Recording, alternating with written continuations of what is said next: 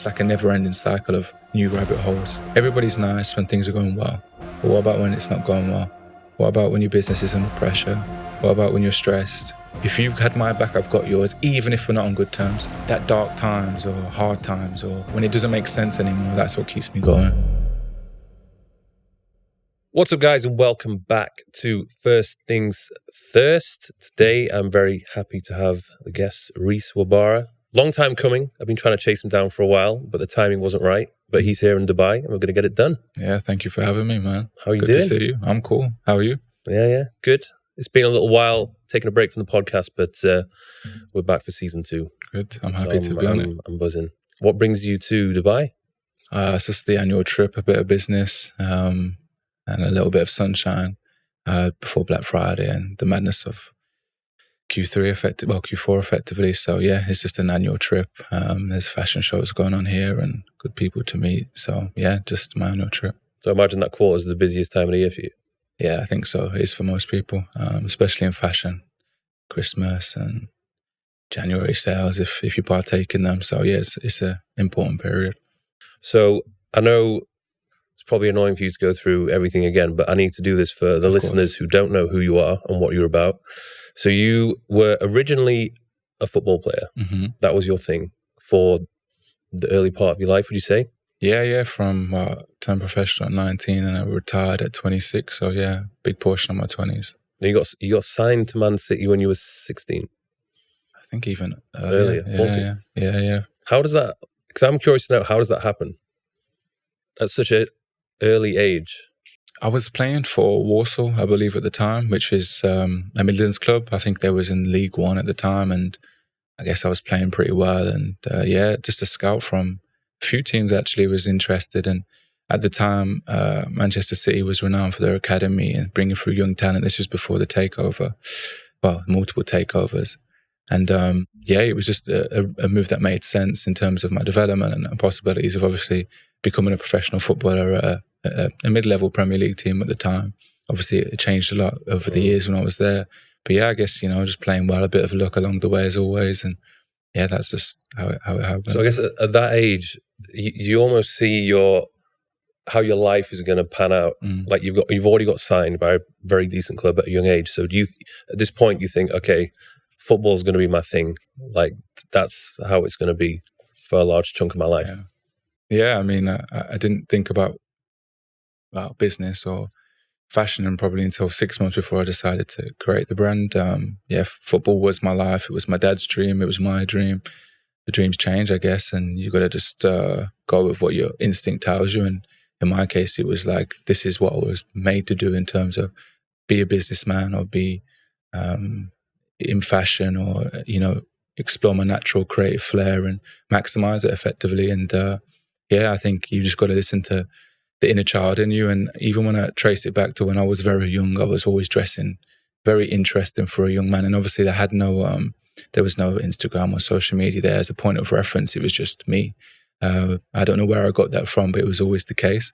And even on the business aspect, I remember my dad telling me like, he was always selling Pokemon cards, Yu-Gi-Oh cards. He was, I think DHgate, which is still a thing. When I was like 14, 15, I found you could get like fake Adidas trainers on there, and I would take them into school.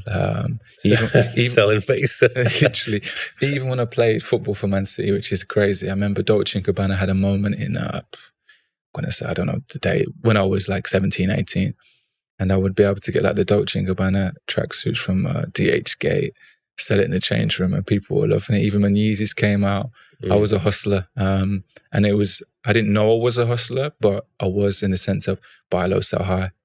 Very simple, or supply and demand curves. And that was always what came natural to me. I was always able to make money from many things. And fortunately, fashion was my natural. Yeah, I don't think many footballers have that trait. I would imagine, have you seen the Beckham documentary on Netflix? Yeah, incredible. You like it? Yeah, incredible. Yeah, because I'm trying to, did you ever see yourself in David's situation when he was a kid? Like, did you relate a lot to that? His dad being super into the football, training his kid. No, and that's why he was much better than I was. I think obviously I liked football Did I love it like him? No. And I think that's why I ultimately didn't go to the level. I think I was naturally athletically gifted, which helps a lot naturally. That's a genetic thing. And of course, technically I was decent too. But unless you've got that burning desire, which his dad had, he had, Sir Alex Ferguson saw that in him. There's always going to be a limit. It was just an obsession, wasn't it? Yeah. There's always a limit Most to how far you athletes can have go. that. No, they don't. The best one. Yeah. And it's the best in every field, whether that's your field, my field. Unless you're have an obsession, there's a limit to what you can do. Because most people like football like I did, and then you also want to be a footballer, or you want to choose an occupation as a kid, mostly, especially as a man, based on how much you earn. So whilst people do like football, it also pays a lot. So the like is driven by, the gains. So even as a father, my dad probably wanted me to be a footballer because he's thinking, oh, well, it pays well. So I feel like a lot of people's mastery or improvement stops when you get that financial reward, and then you see how good people really are. And I guess they're comfortable. Yeah, and in my case, I mean, I never earned nothing in the grand scheme of footballers. I mean, I think the most I earned was like $3,000 a week, which is good money in the real world, but far from especially back then. Yeah, but far from life changing. I'm still going. If that was all I ever earned for my career, I'm in trouble. I mean, I didn't earn more than that. So, and even I got a little bit comfortable from, in the grand scheme of things, was $150,000 a year, which that's going to last you for life. How can I get comfortable from that, which I did incorrectly? So give someone a $200,000 a week, whatever. Did you have a lot of people saying like you were really good as well? Yeah. Well, I was at Man City. I was playing for England. I had managers telling me I'm going to play for England's national team. You're the next thing. And yeah, I look back now and I'm like, it's all hindsight's a wonderful thing. But when people tell you that as a kid, of course it gets to your head, and everyone's telling you you're great, of course it gets to your head. And it wasn't like I didn't train hard, I did, but there's train hard and then there's do extras. There's train hard and then there's analyze yourself and be critical and take it to the next level. And mine was go up, show up, do what you got to do, go home. And that was it. And I don't think that's enough to be great. I saw one of your tweets, you said it's better to be underrated than overrated. Oh yeah, for sure. Absolutely. And I think in my position now, whether I'm underrated or overrated, I believe I'm underrated in the sense of what the business has achieved. And obviously me at the helm of it I'm not spoke about, which is absolutely fine. I prefer it that way, but that's what keeps me going to that next level and keeps everyone in the business going to the next level, because we know what we do. Of course, the numbers don't lie, but even my staff, they don't get the accolades they deserve. So that underdog mentality, which I guess if you're going back to the Beckham documentary, Sir Alex Ferguson ingrained in his team and his culture is what kept people fighting. And I think, I prefer it that way, and I want it to remain that way. I see a lot of people get overrated, and it's a recipe for disaster. Yeah, because it's like the expectation is just so high that it's very, very difficult to deliver sometimes. And most people can't live up to the expectation. The expectation placed on people is false, especially with young players or even the new brand. Like everyone assumes it's going to be here forever, and you got people telling you you're great. You've got expectations you don't even know if you can meet, and the pressure is overwhelming. It happens in artists too. You've got this new singer. He or she is supposed to be the next big thing. Their first album's incredible. Can you keep it up? And as you see with most people, they have one good album, one good season, one good anything, and then all of a sudden, nothing. Yeah. And the pressure's too much, or they was never what people made them out to be. It's better to just be slow, steady, go under the radar a little bit, get respect in some areas, but be overlooked in others, because it keeps you on job. That's why I rate Drake. Like he's put out, some of the albums have been better than others, but the fact he's been around and he's been on top of his game for so many years, like, you can't not respect that. Oh no, incredible. He's getting a lot of flack now though for his last album. What did you think of the album? Terrible. And I'm a huge Drake fan. I think he's unbelievably talented, incredibly smart. Also seemingly, I don't know the person, but at that level of fame and that level of wealth, seems like a normal person.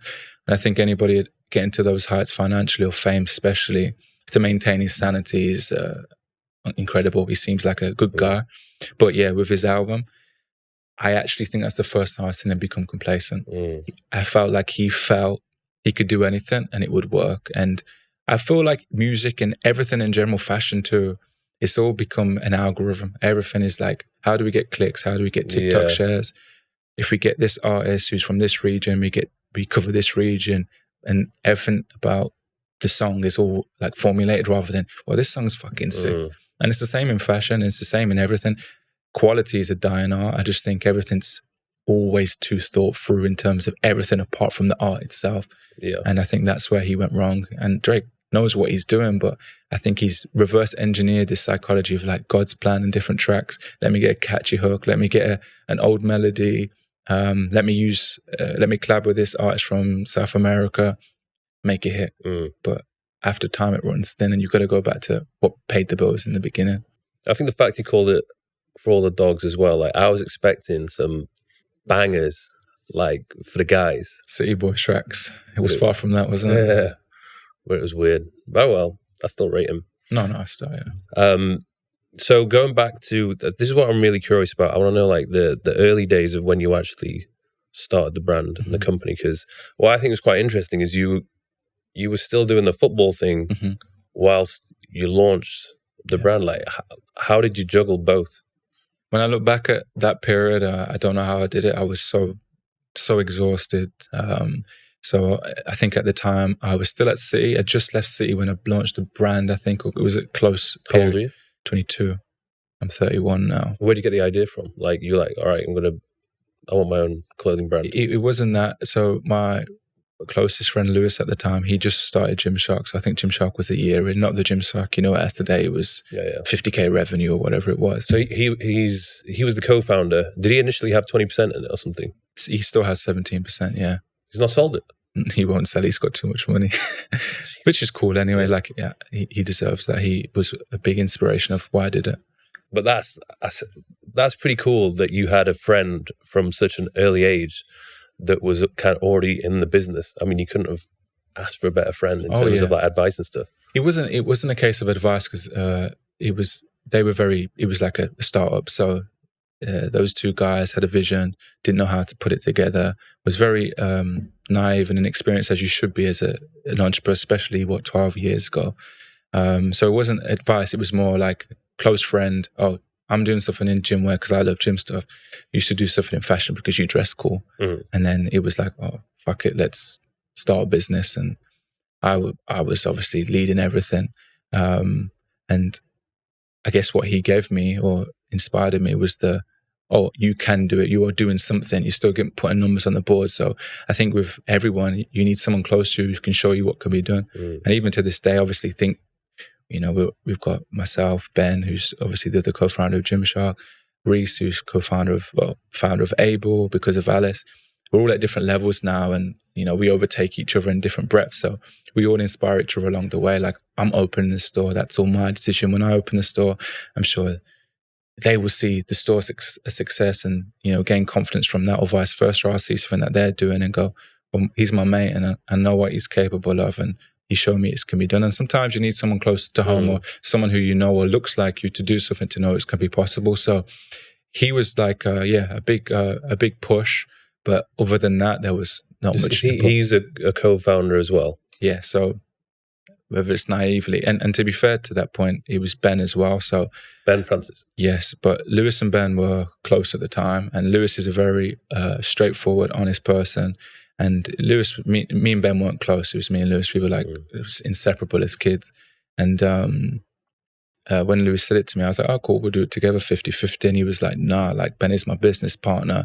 And I was like, well, Ben doesn't even, he's not even involved in this conversation. And Lewis being a loyal guy, he was like, well, I need to bring in my business partner because we do everything together. And I was like, all right, cool. So, and in the beginning, he wanted to bring Ben in on, so it would have been a three-way thing. Which came to bite Lewis in another way, not to with MDV.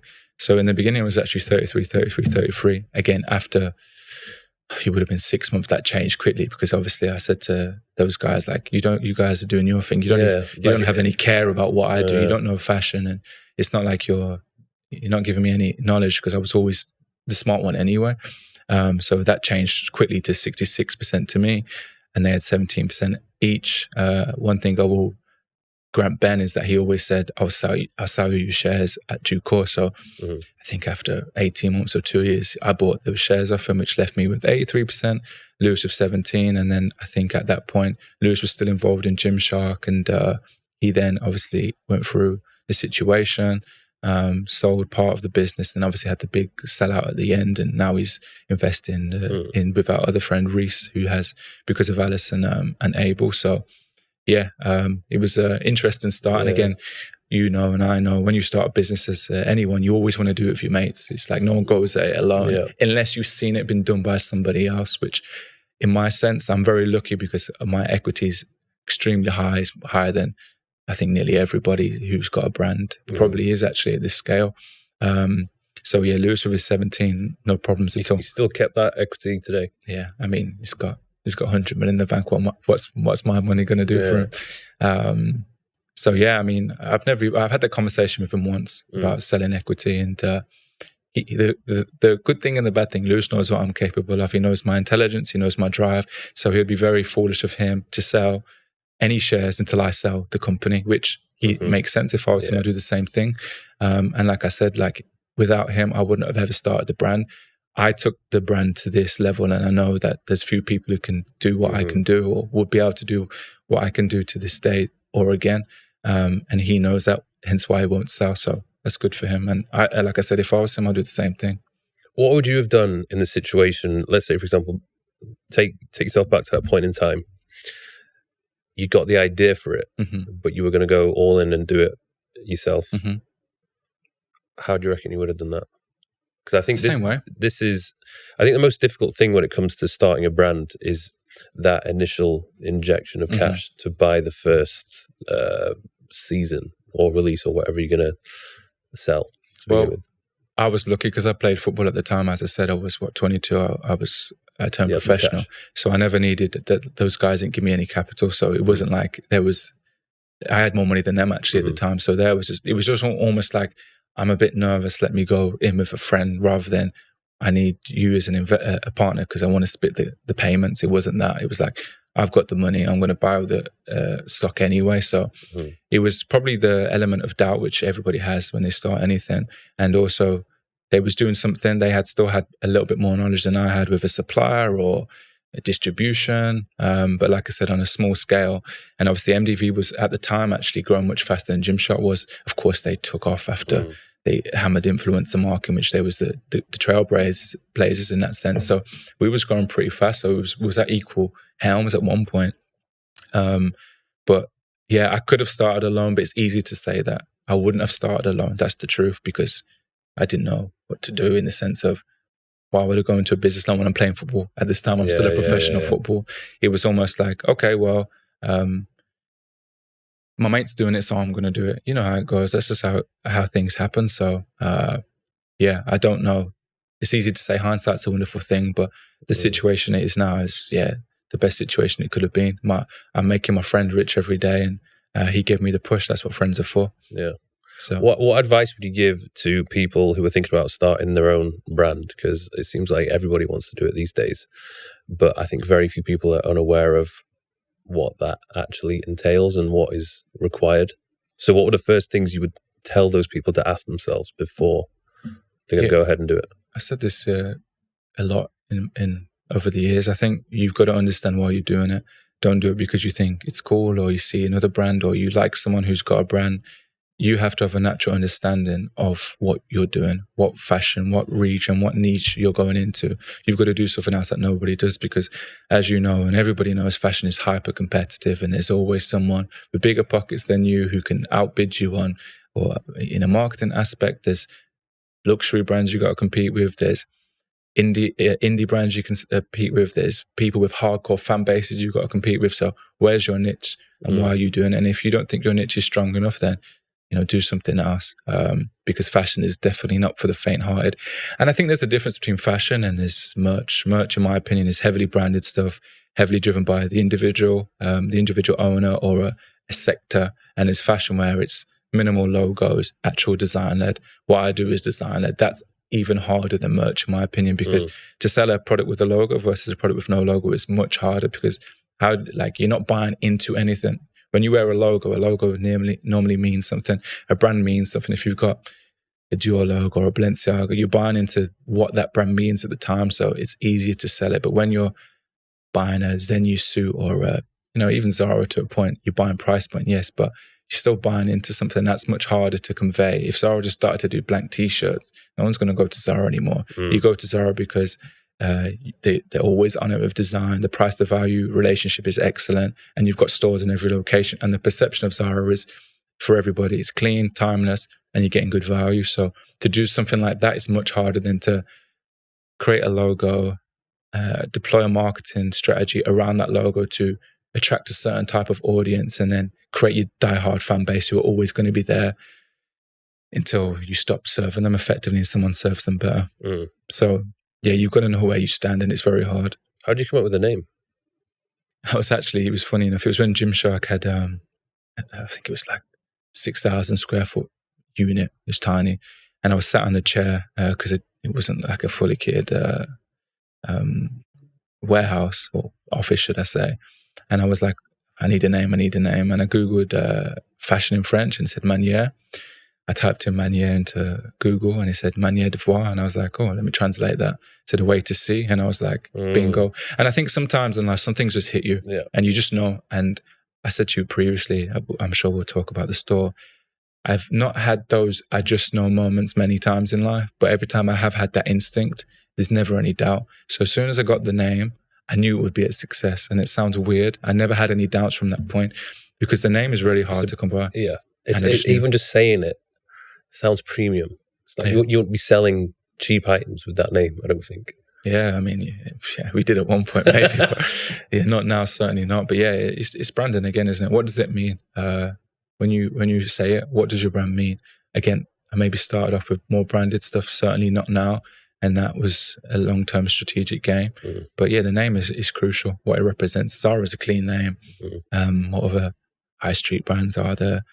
Cars, Massimo Dutti. They're all just like minimal, no real connotation, but sound kind of slick. And that was what I always had in plan. Of course, the vision changes, the strategy changes. I find gaps or pockets where I'm like, no, this is where the next level of growth is. This has the most longevity in it, and I navigate accordingly. But the name was always in mind. Zara was always like the go-to. I knew I would never become Zara because, and I'm very big thinker, but Zara is just incomprehensible about how fast and how good they move. But the model always stuck with me. The value to price ratio was always, I think that was incredible. Yeah, I mean, every time, especially, I feel like the Zara stores in Europe are better than the ones out here for sure, especially in Spain. It's like, I could get a full wardrobe if I go in there. Yeah. It's crazy. And then you go in a couple of weeks later and it's all different. Yeah, that's mind-blowing to me. Where did you initially source the products from? Did you get them from China? Yeah. Any headaches or hiccups with that?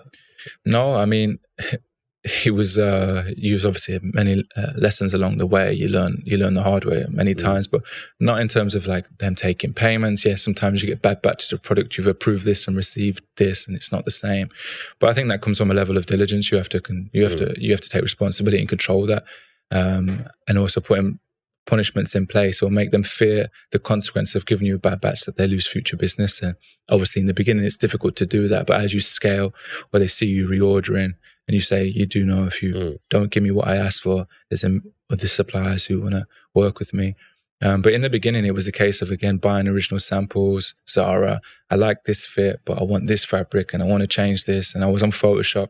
You were designing everything yourself? Yeah, drawing lines, red lines, measuring in inches, not centimeters, which is stupid in fashion because obviously inches is harder to control than centimeters.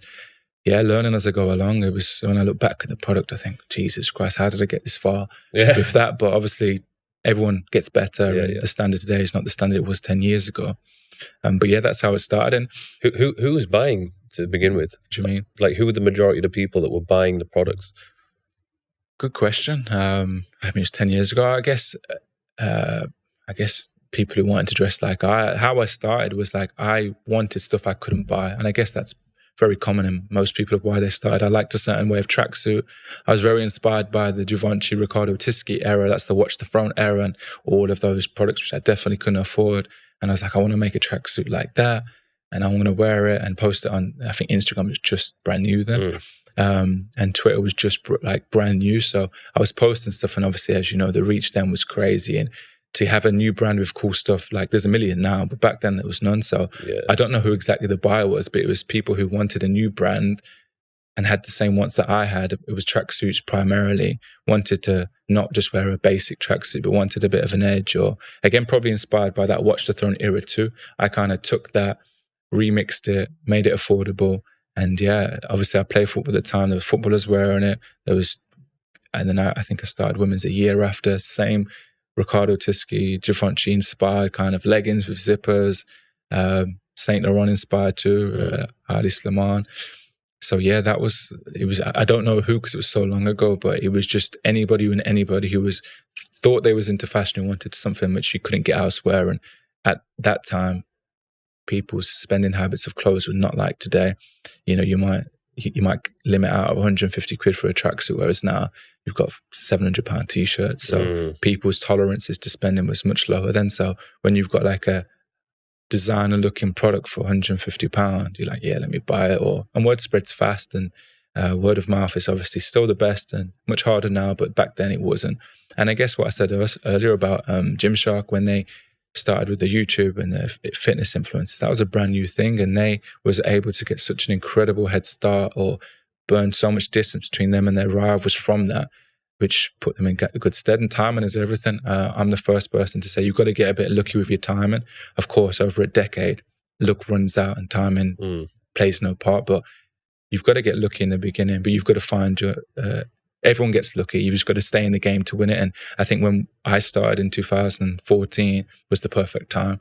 It would be much harder today. There's no shadow of a doubt. You've got to be much more strategic now than back then. But nevertheless, to stay relevant 10 years in fashion is hard work. What was your experience with sort of building your team and hiring the first few people? Because I guess the first few people that you hire, they're going to have a huge impact on how successful the company's going to be. Yeah, absolutely. I mean, one of the girls still work for me. She's called Anna.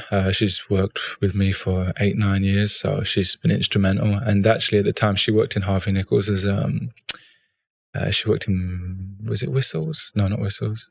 Pinko, one of those brands. I think it was Pinko. And she always had a cool way of dressing. And again, before Instagram, like I would see her and she would be dressed a certain type of way. And I thought, well, she's got something to add there. I actually hired one of my best friend's girlfriends, who was a fashion buyer, did a fashion buying degree, but she's no longer with us. But yeah, Anna was there in the beginning, and she actually left Pinko to work for Emirates. And then I told her I'm starting this brand, and she was there at Emirates for 6 months. And I was like, oh, you want a job in buying? Like, I need someone in the women's wear team. And she left Emirates and came to MDV, and she's been there ever since. But you've got to get lucky with that too. Yeah. Very lucky. I had my mom in the warehouse, as you do. What else did I hire? The girl who's my best friend's girlfriend was, I hired her sister. She wanted to be in marketing. So in the beginning, you're just hiring whoever you think can do a job. And again, you learn from those situations. It doesn't always work out. And sometimes you know, when you're hiring people close to you, they have a level of entitlement, friends, family too. It gets tricky. So, you know, after you've learned a few lessons, you then hire in a different way. You start to hire externally or through, you know, LinkedIn or like proper job specs. Whereas in the beginning, I was like, well, she does fashion and she dresses cool. My mom works hard. They would do. How big is the team now? Well, with the store, it's going to be close to 100 people now. Because obviously we need... Yeah. And you're CEO, so you're still running the shop. You're in charge of everything. Yeah, for sure. Does that ever stress you out? Yeah, of course. But stress is like a muscle. The more you take on, the more you get used to it. And then, especially if you've got a growth mentality, you find yourself learning again, feeling that overwhelmed, stressed nature, handling that, and the show goes on. It's a constant cycle. So, yeah, I do. It's a lot of pressure on my shoulders, but I can't complain because this is what I asked for. And people ask me that all the time. I'm like, if I was to complain about how I feel or the stress I'm under, people are going to say, what's this guy talking about? He has everything. So that's the price you pay, and that's the position I chose. So like it or love it. Speaking of the store, it looks so sick. I was saying earlier, when I was in London in June, I was staying near Oxford Street, and I used to walk down it every day, and I would see this was this building that stood out from all the other buildings, and then I clocked it. You had all the branding on the windows, and obviously I thought it was open at the time, but it's not. It's coming soon. So what's the story behind that? Because I imagine choosing where your first store is going to be, where the HQ is going to be, is like, it's a pretty big thing. Yeah. So how did that come about, and how did you find such a premium? Again, as I said, sometimes you get lucky in life, and sometimes you have those I need it moments, that's it moment. And that was one of those moments too. I think I've had it in business 2 or 3 times over the years, 10 years, and that was one of them. And we had lockdown, we came out of lockdown, and I always wanted a store, but wanted a store when it was the right time financially in terms of margin of safety, not to obviously spread ourselves too thin or take on too much risk. When the product was ready, when I knew that someone could go into the store, touch it, and be, wow, this is good. The value is insane. Because like I said earlier, I'm very aware of what luxury do. I'm very aware of what high street do. I'm very aware of what the Instagram and the new brands are capable of. I needed to make sure that when we have a store, it's better than everybody on a value to price ratio. And again, timing as well. Like I said, it was after lockdown. Retailer was on his ass. Everything you read was online's the future. And it was during lockdown. Everybody was flying, me, myself included. But human psychology doesn't change, you know. We still are social beings. We still want to go touch, shop it, especially people who are buying over a certain price point. You don't really want to take that chance online unless you're buying a t-shirt, which is the same fit from the same brand. If it's something new, you want to go and see it. And I knew that the human psychology will revert back to being outside and wanting to go shopping in person. And also on a brand perspective, I know once you go to a physical retail and not wholesale, but like your own store, as far as perception goes, it adds a lot of value to the brand, subject to your location. So I live in London, in between both. And I was walking down and I saw it had the stickers on the wall said, Heinz available for rent. And I said, I need it. So retail was down, rent was low. Nobody was trying to take stores. I actually asked my whole senior team, should we take the store? It was like, it was already in negotiations and it was close to signing the dotted line. I said, senior team, I think there's 4 or 5 of them, go away and tell me. I wasn't in the meeting. I was like, go away on yourself. Tell me yes or no, should we do the store? Everybody says no. I did it anyway. Really? Yeah. Why would I say no? Saying too much of a risk. Overhead's too much. Yeah. And I get it. The thing is, this was 2 years ago or 18 months ago. So in the last 18 months, we've grown a lot. Profits have increased significantly. So I think at the time we just did 3.5 million profit. I won't say the rent because I'm sure Heinz will be very mad at me. But what do you mean by Heinz? Heinz is the people who own the building. It's nothing to do with Heinz baked beans. No. It's HINES. Okay. So the rent was a large proportion of the profits. So I can understand where they're coming from. I always obviously knew what the brand was capable of, where it can be taken. So the years followed that, we doubled the profits, X, Y, and Z. So the risk ever became less and less. And I also explained to the team, I'm like, if you was to rent a billboard in Oxford Street, in that location, which is you walk out of Bond Street Station, bang, you said yourself, the building is incredible. It's a flex. The brickwork stands out on Oxford Street. It's very on brand. And I thought to myself, if I just got a 50-foot billboard there, 365 days a year, how much would it cost me? Well, for example, to put a billboard on the Euston underpass is 30 grand a week. So, do the math. You're talking millions a year. So I looked at it, well, if I want a billboard in central London, it's going to cost me $1 million a year. And I can trade from it. And I can show what we do in person to a customer who may only shop in person, may only be, a lot of people do shop in person still. They're not online shoppers, especially, man.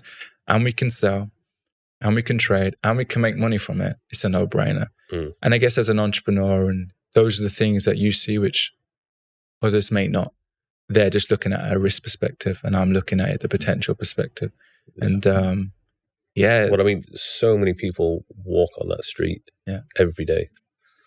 Yeah, just the marketing alone is worth it. And you'll see in a month's time the way I've done the store, where I've designed it, and I did that myself. And there was no interior designer, there's no architect. Hopefully it fucking works. It might be tragic. Let's see. But the way I've designed the store, the way I want the store to be ran, will be, in my opinion, very different to what you're used to on Oxford Street, which is typically a high street place where you've got people stacking high, selling as much as possible. That was never my intention. It's for the brand. Of course, we've got to make money. We've got to break even at worst case, but it's all about an experience. It's got to be an experience, and that is what retail failed at pre-COVID. Everybody was a shit show. You go into a store uninspired. You're looking around. There's clothes everywhere. There's 10 sizes on a rail, and yeah, it's overwhelming. Even me, I'm like, oh, there's too many people. And we've got to limit how many people can go in the store. Hopefully people want to go into the store, but we've got to do that. We're going to lose money. Of course we are. Make them queue outside. But that's what you have to do for the experience. And if that's leaving money on the table, great, because it's protecting my brand. I always look at how revenue is generated. Is like, I will never take a pound of revenue if it costs me a day in the future. And I'm very much like that. Where a lot of people aren't like that. They're like, yeah, we're flying, we're growing really fast. At what cost? Growth always comes at a cost personally, or as a business, there's always a price to pay. And I won't pay it personally or the business. The business has to be here in 10 years' time. So every decision I make today is for that. I will never, ever chase revenue. I've even completely 360 the direction of the business price-wise and style-wise, which is bold as hell. But I was like... Put the prices up. Oh, yeah, significantly. Even like we don't make any loungewear, don't make any tracksuits. We're making a lot of tailored stuff, and that's obviously isolated a lot of customers. But fortunately, we've managed to maintain. You increase your price, you isolate a lot of customers in the economy, which is obviously extremely difficult. But like I said, and my staff can vouch for this, and everybody can say, oh, I don't care about money, until you've got money coming in, and you've got to change direction to protect your future.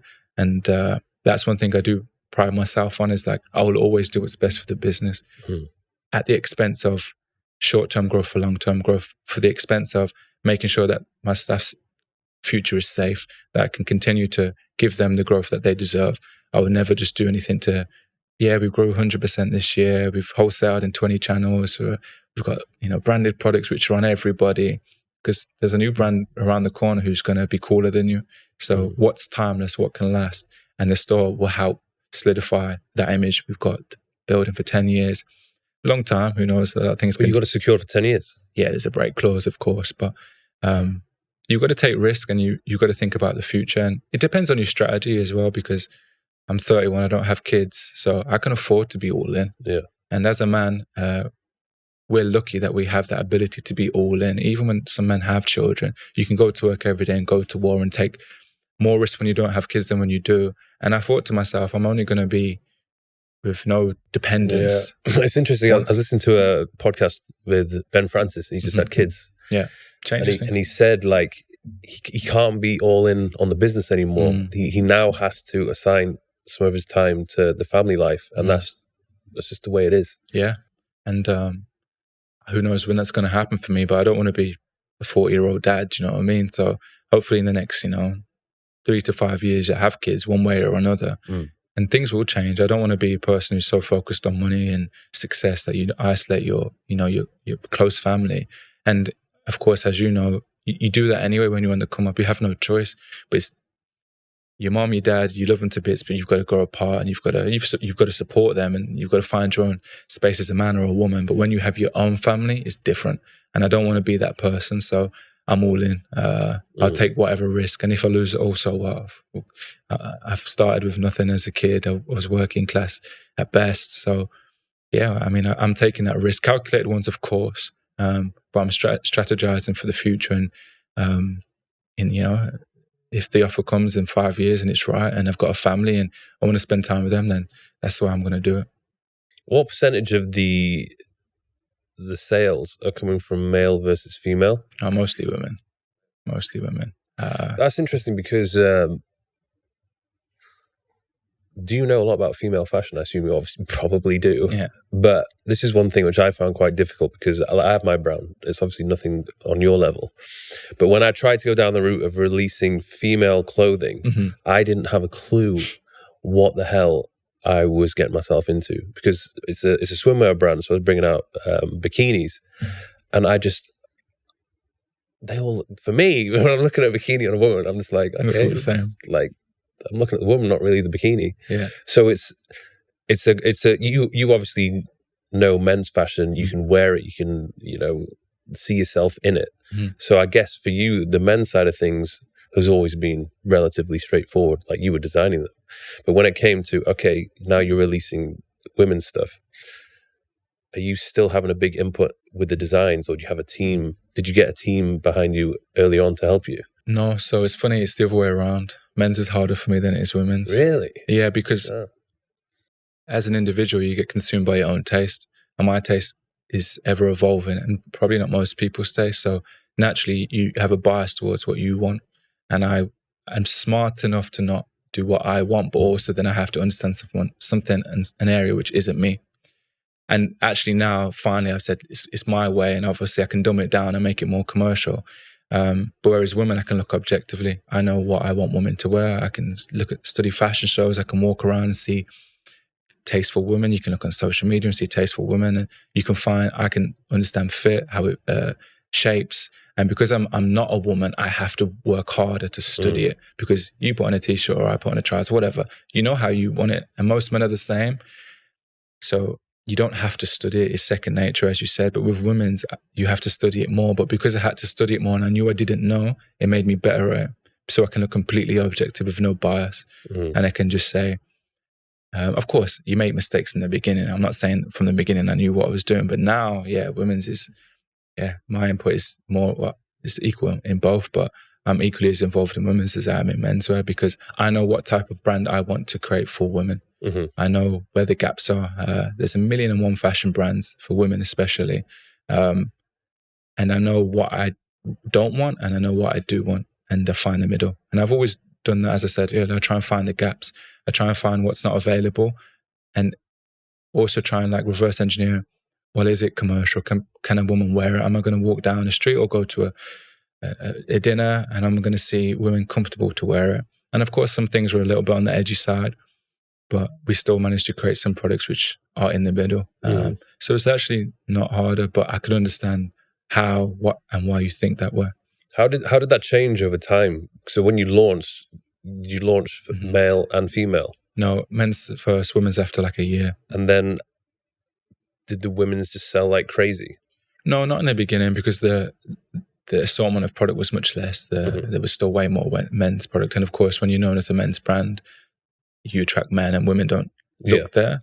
But I think after 3 or 4 years, the pendulum started to swing. But the swing was something that I did on purpose as well. As I said, we started with tracksuits and I was getting older. As I said, my taste was changing. I didn't want to look like everyone else and I didn't want to look too casual. I still wanted to, look different to everyone else. And you know how it goes now. Everybody follows the same type of fashion and everyone looks the same. And I've always tried to make the brand different. So I didn't want to be known as a tracksuit brand. I wanted to be known as a fashion brand. That was always my first intention. But obviously in the beginning, I just made what I knew. So I always had the long-term vision for that.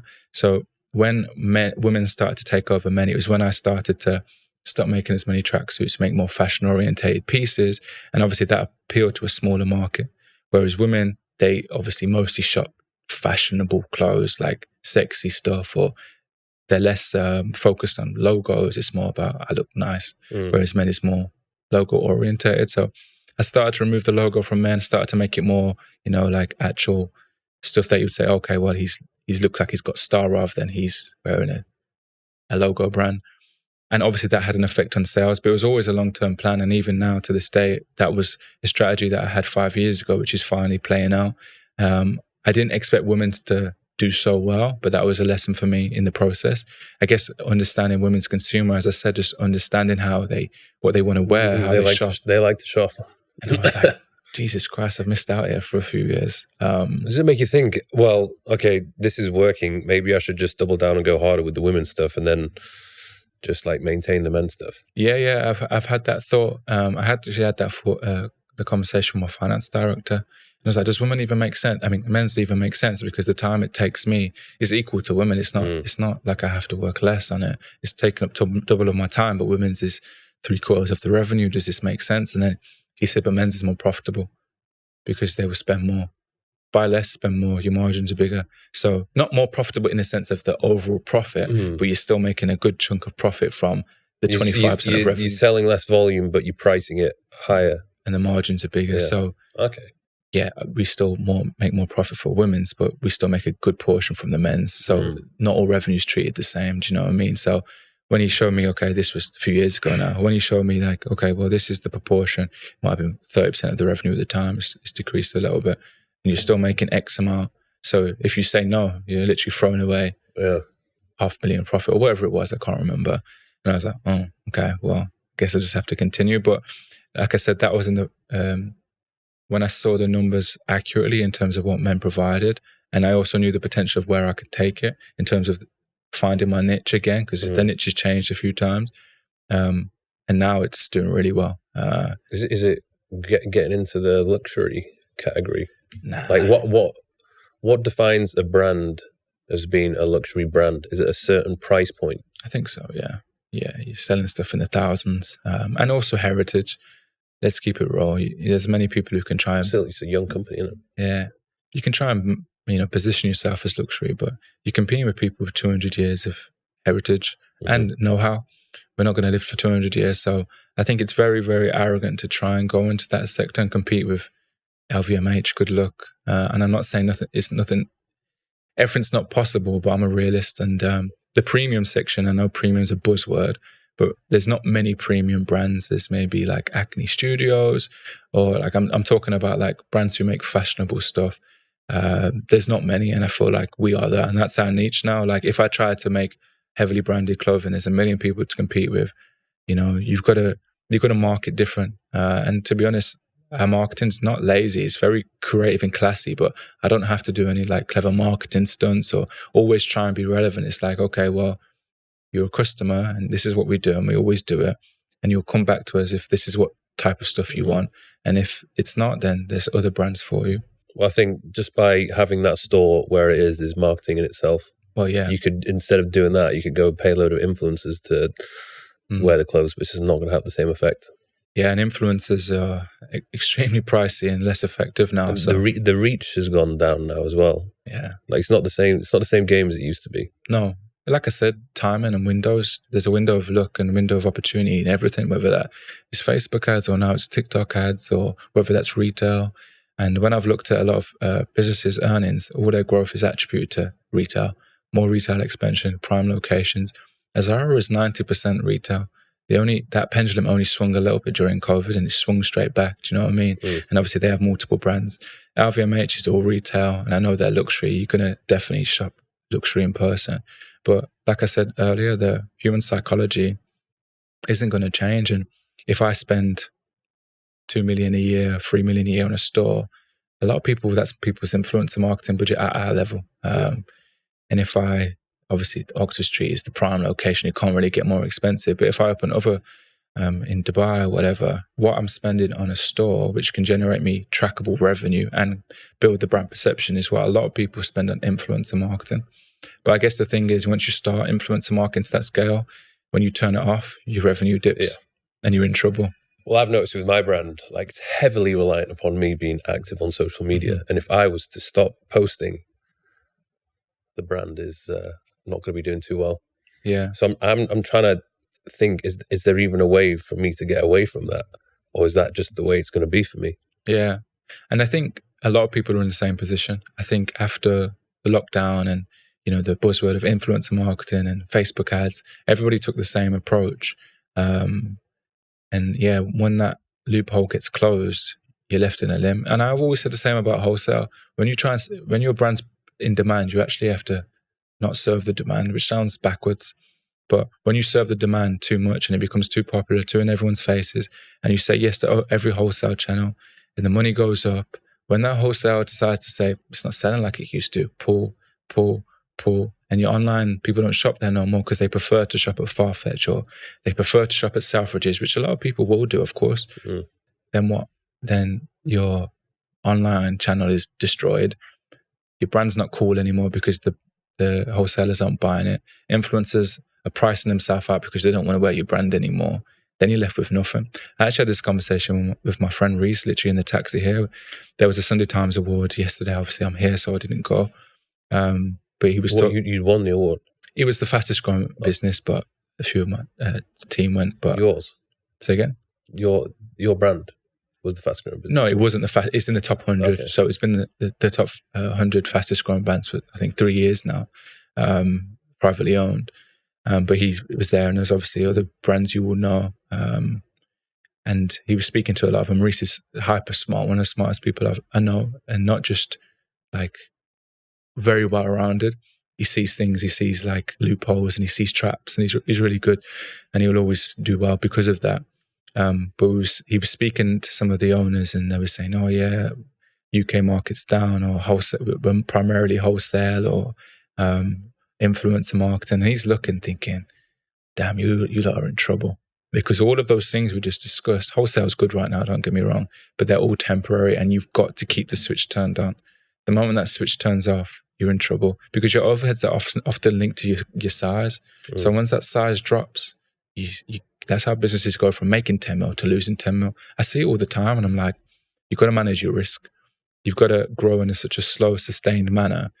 And whilst we're all thirsty for growth and we all want more, as I said earlier, what's the cost? You want £1 today to be £1 tomorrow, and you've just got to maintain that. But like I said, social media's created such a I want to beat him, I want to beat her mentality, that we take the wrong decisions to just be the big dog or the big boss for just a temporary moment. So it seems backwards the way I do things a lot of the time. And a lot of people I hire from, like, my head of retail came from Hugo Boss 20 years.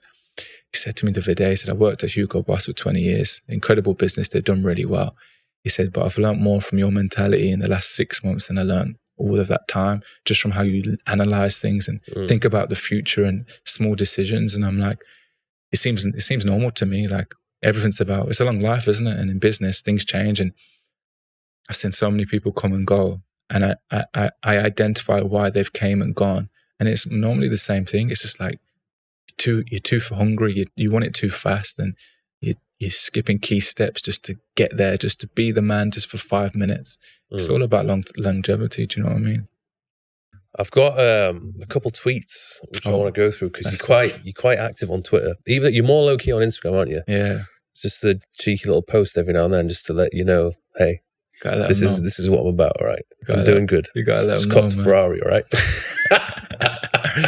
You gotta let them know. Right, first one. Keeping money is harder than getting money. Elaborate. I think it's very obvious if footballers and rappers, footballers particularly earn a significant amount of money.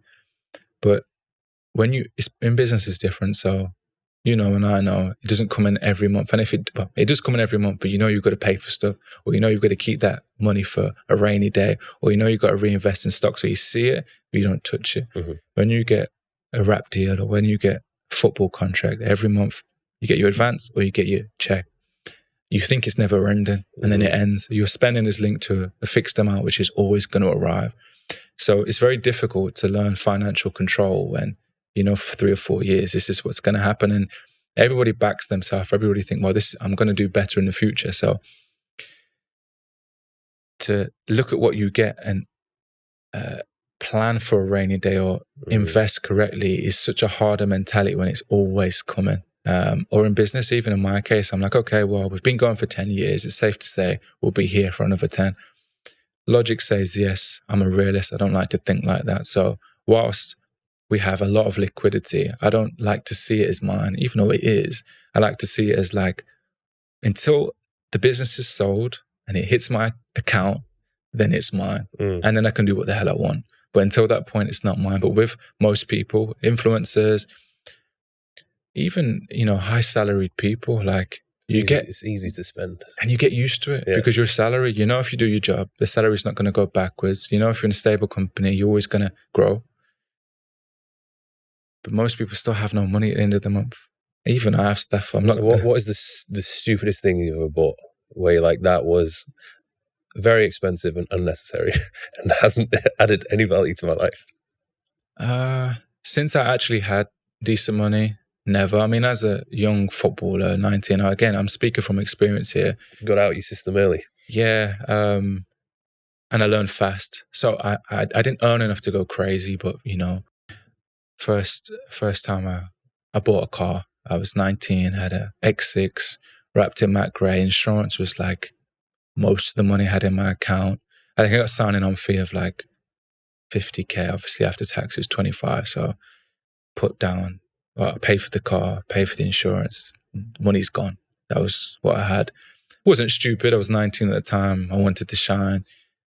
Fortunately, actually, when I was at the time at Manchester City, had a relationship with BMW, so you could get 20% off the car. So actually, I sold it for more money. So it wasn't stupid, but the insurance was stupid. But then again, insurance is expensive for everybody when you're that type of age. But I've always been quite wise. Yeah, you seem pretty switched on. Been raised by a very, very tight dad. Like, that helps. If there's tap water, we don't get bottled water. Do you know what I mean? Or like, if you can make rice, why would you buy rice? Do you understand? Like, that's how I was raised. So it taught me a lot and also cost me a lot because it kept me limited to a certain age. But I think I don't go out I go out once or twice on holiday, or very rarely in England, once a year, probably, if we got staff dues or whatever. But the biggest money I hate spending on is alcohol or nights out. Like, I hate it. Getting a table for a couple grand doesn't. You wake up the next day. Couple grand if you're lucky nowadays. Well, yeah, you're probably covering the bill for everyone, aren't you? Yeah. But I hate that. That's the biggest waste, because everything else, you can talk about clothes, okay, you can wear them. You talk about your car, you can drive it. You talk about a watch, it doesn't really move in value. Talk about your apartment, okay, you live in it. But drink and alcohol and tables. You're doing that every week. In places like London and Dubai. 3 hours, you're 10K down, and you wake up and I would, and clearly other people don't. I think, wow. And you multiply that. I go out. If I do that 2 times a year, okay, it's 2 times a year, big deal. People do that every week. I don't know how they do it. That's the biggest waste. I think, and gambling. I don't gamble. So gambling is a big one. Divorce. Oh, yeah. Divorce is a big one. But other than that, like, yeah, and they're going to be men. Women are going to be women. Women like bags and makeup, and men like cars and clothes. And yeah, as long as you're buying things that hold their value, and if you buy quality, normally it does, it's very hard to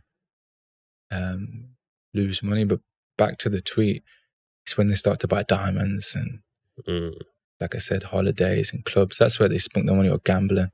And the sad thing is, a lot of athletes and rappers, that's what they do. That's their culture. And the sad reality especially in America.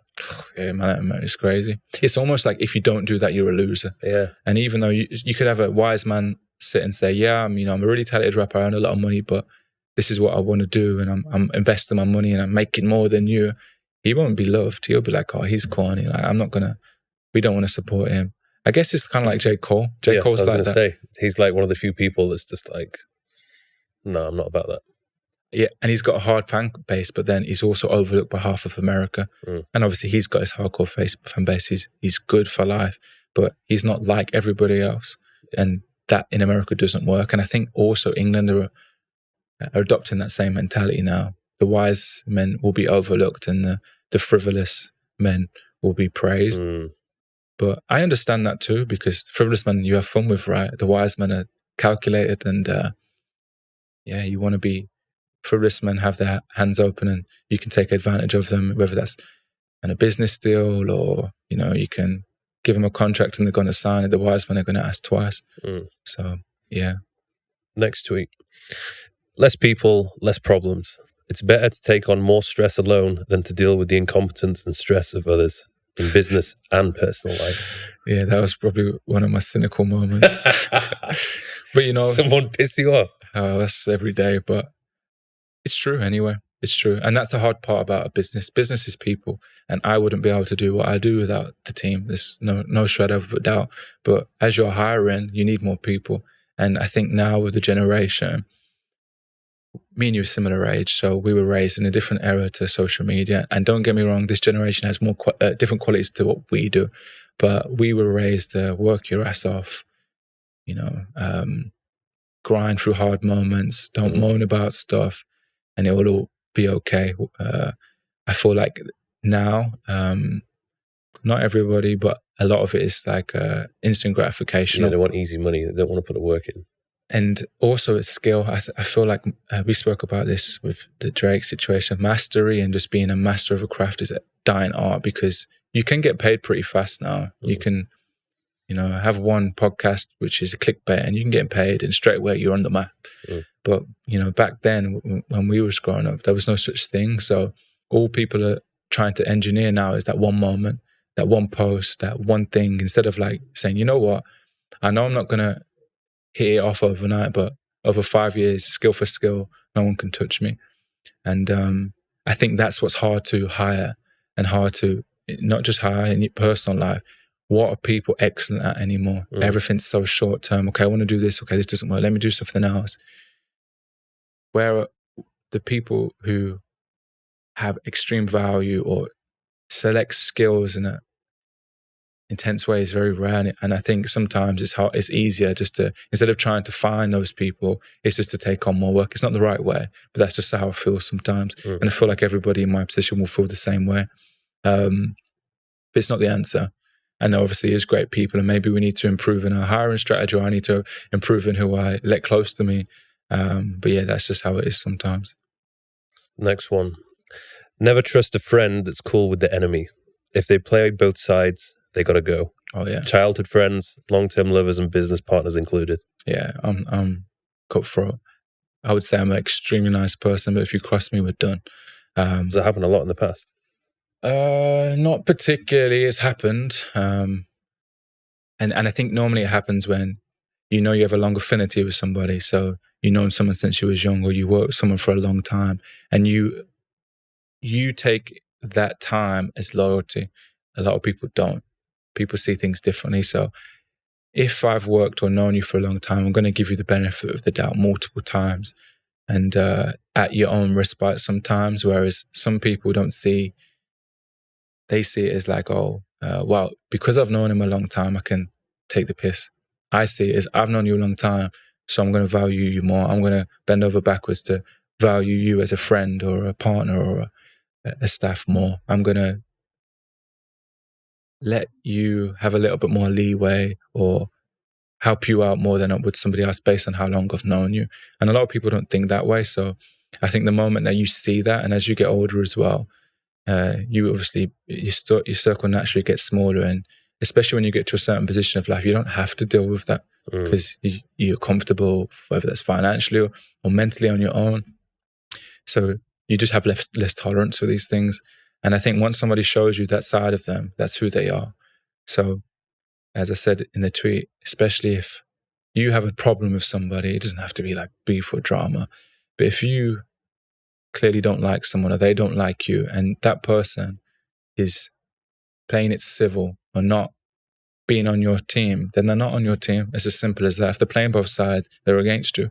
And that's how you have to look at things. And if they're not, then what's their intentions? Are they your friend, or are they trying to do business or be friends with that person in the future? And I'm not saying like, make a tweet saying he's a loser or she's a loser. I'm not saying anything that. I'm saying being professional and be commendable, and but you've got to choose a side. There's not, if you play in the middle, you play for nobody. Do you know what I mean? And I know some people who are smart, they get a long way by playing the middle, but that's business. That's not friendship. There's a difference. And I guess going back to the situation with Lewis, and I won't ever like speak to Ben again. Or if I see him, I'm not going to shake his hand. Whether me and Lewis are good or we're not good, that's my loyalty. My loyalty is with him. And I believe Lewis is right. So whether you're cool with me or you can help me or the future, we're not speaking. And that's the same with anybody in my life. If you've had my back, I've got yours, even if we're not on good terms. But I think a lot of people aren't like that now. Everyone like, let me keep that door open. I'll shut it closed. Next one. It's natural and easy to be excited when things are new. People show love and everything's going smooth. But what separates the 1% is the ability to maintain their energy, excitement, and enthusiasm year after year, even during dark and lonely times. Keep going. Yeah. Have you personally gone through those periods of times when it's been like pretty damn dark and lonely and you think, oh shit? It's always like that. I know that sounds cynical, but it's always like that. I'm a very happy person. I'm very positive. Never negative. If you ask anybody close to me, always the same. But of course, it's always like that. That's just being an entrepreneur. And also, when you reach a certain level of success, who can you relate to? Yeah, everything changes, and that's the price you pay. And as I said earlier, I'm not going to complain, but it's always like that. So, what keeps you going? In my case, my enthusiasm to always improve, always to be better, always to criticize my work, whether that was 6 months ago or a year ago, and say, no, it's not good enough, I can do better. That keeps me going. The progress of the brand helps. The progress of people actually helps more. Seeing people close to me, seeing staff, seeing family, being able to help my parents, seeing them vicariously benefit off me is an enjoyable factor, as long as they appreciate and understand that I'm fighting for you. And I had this conversation with senior staff. I'm like, they see what I do on a daily basis, and they'll be the first people to say, I couldn't do what you do. And I say, and you've had your moment, you have your moments in business, and I say, and I'm like, this doesn't make sense to me anymore, to be fighting and to be working and trying to learn as hard as I am when I'm already financially secure, and I'm fighting like I'm broke, and I'm only fighting for everybody around me, not myself, because I could take a check now, go and live happily ever after. But I'm fighting for everybody. Again, as I said, I like to learn too, so it's not 100% for everybody else, but I don't need more money. I don't need any, I've never cared for like social clout or anything like that. As you said, I don't post, I barely do podcasts. So what am I fighting for? I'm fighting for everybody around me. And it's almost the law of diminishing returns. Like, I have to work 10 times harder to get 10 times less reward now, because it's the early days. It would have been like, oh yeah, this is like a new feeling, new sensation. This is mad. There's no sensation, and that sounds cold, but the sensation is actually, it sounds weird. It's like, I know how to construct that trouser. Like I didn't know that, or I know how to bond a fabric, or I know how to style this trouser with this shoe. Little small things, I get joy out of that, and that's like a constant improvement. Or, oh yeah, we can substitute this fabric and it's even better and it's cheaper, like the business side of things, and then we can, increase prices, and then we make X amount more on the bottom line every year, or, all of those small things. It's not about actually the money. It's actually, I've identified that I was stupid then and I'm not stupid now. And I know that sounds weird to say. Or like I said, give a staff a pay rise, or give them a promotion, or help my dad buy a car, or that's the enjoyment. So that dark times or hard times, or when it doesn't make sense anymore, that's what keeps me going. Next one, to stack funds, you got to miss fun. Absolutely. Actually, I was at the hotel before, and a guy came over. He was like ecstatic to see me, and I said, sit down, have a chat. And he was 26, I believe. And I was like, as men especially, your 20s are, everyone's 20s are an amazing time. But as men, we've got to provide, we've got to look after our, family, future family. And unfortunately, those building blocks are done primarily in your 20s. But those 20s are when you want to, when we look the best, and when the most energy, and when you want to do the most, and you want to be seen, heard.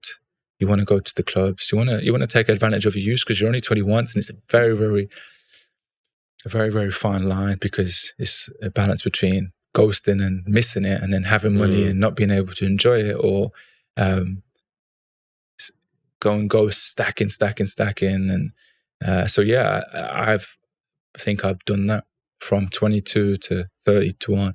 People didn't see me. I've just been working. Sometimes even I'm like, oh man, I mean, I've done well, but I don't have a social life. And I'm not social by nature, so it actually works for me, but a lot of people are social by nature. But sometimes I think, it's actually nice to enjoy the fruits of your labor with people you care about, or your staff, or even, for example, the store launch party. My staff go, Reese, we're going to do a launch party. And they start laughing and like, Reese, he doesn't care. He would just open the store. The store will be open. There'll be no launch party, because it's not my style. But at the same time, I'm like, that's a big moment. Not just for me, but for everybody who's worked so hard on that project. You've got to do it. But then I'm like, I don't really want to invite anybody though. Like, I only want my real close people there, because I know you got 5 people there. That's the thing. Like, I'm so private and I'm so close with my friend. I'm not really going back to the business strategy. I don't do influencers. I don't want favors. I don't want you to wear it and say, He's my friend. Like, I'm happy to be friends, but don't do me any favors.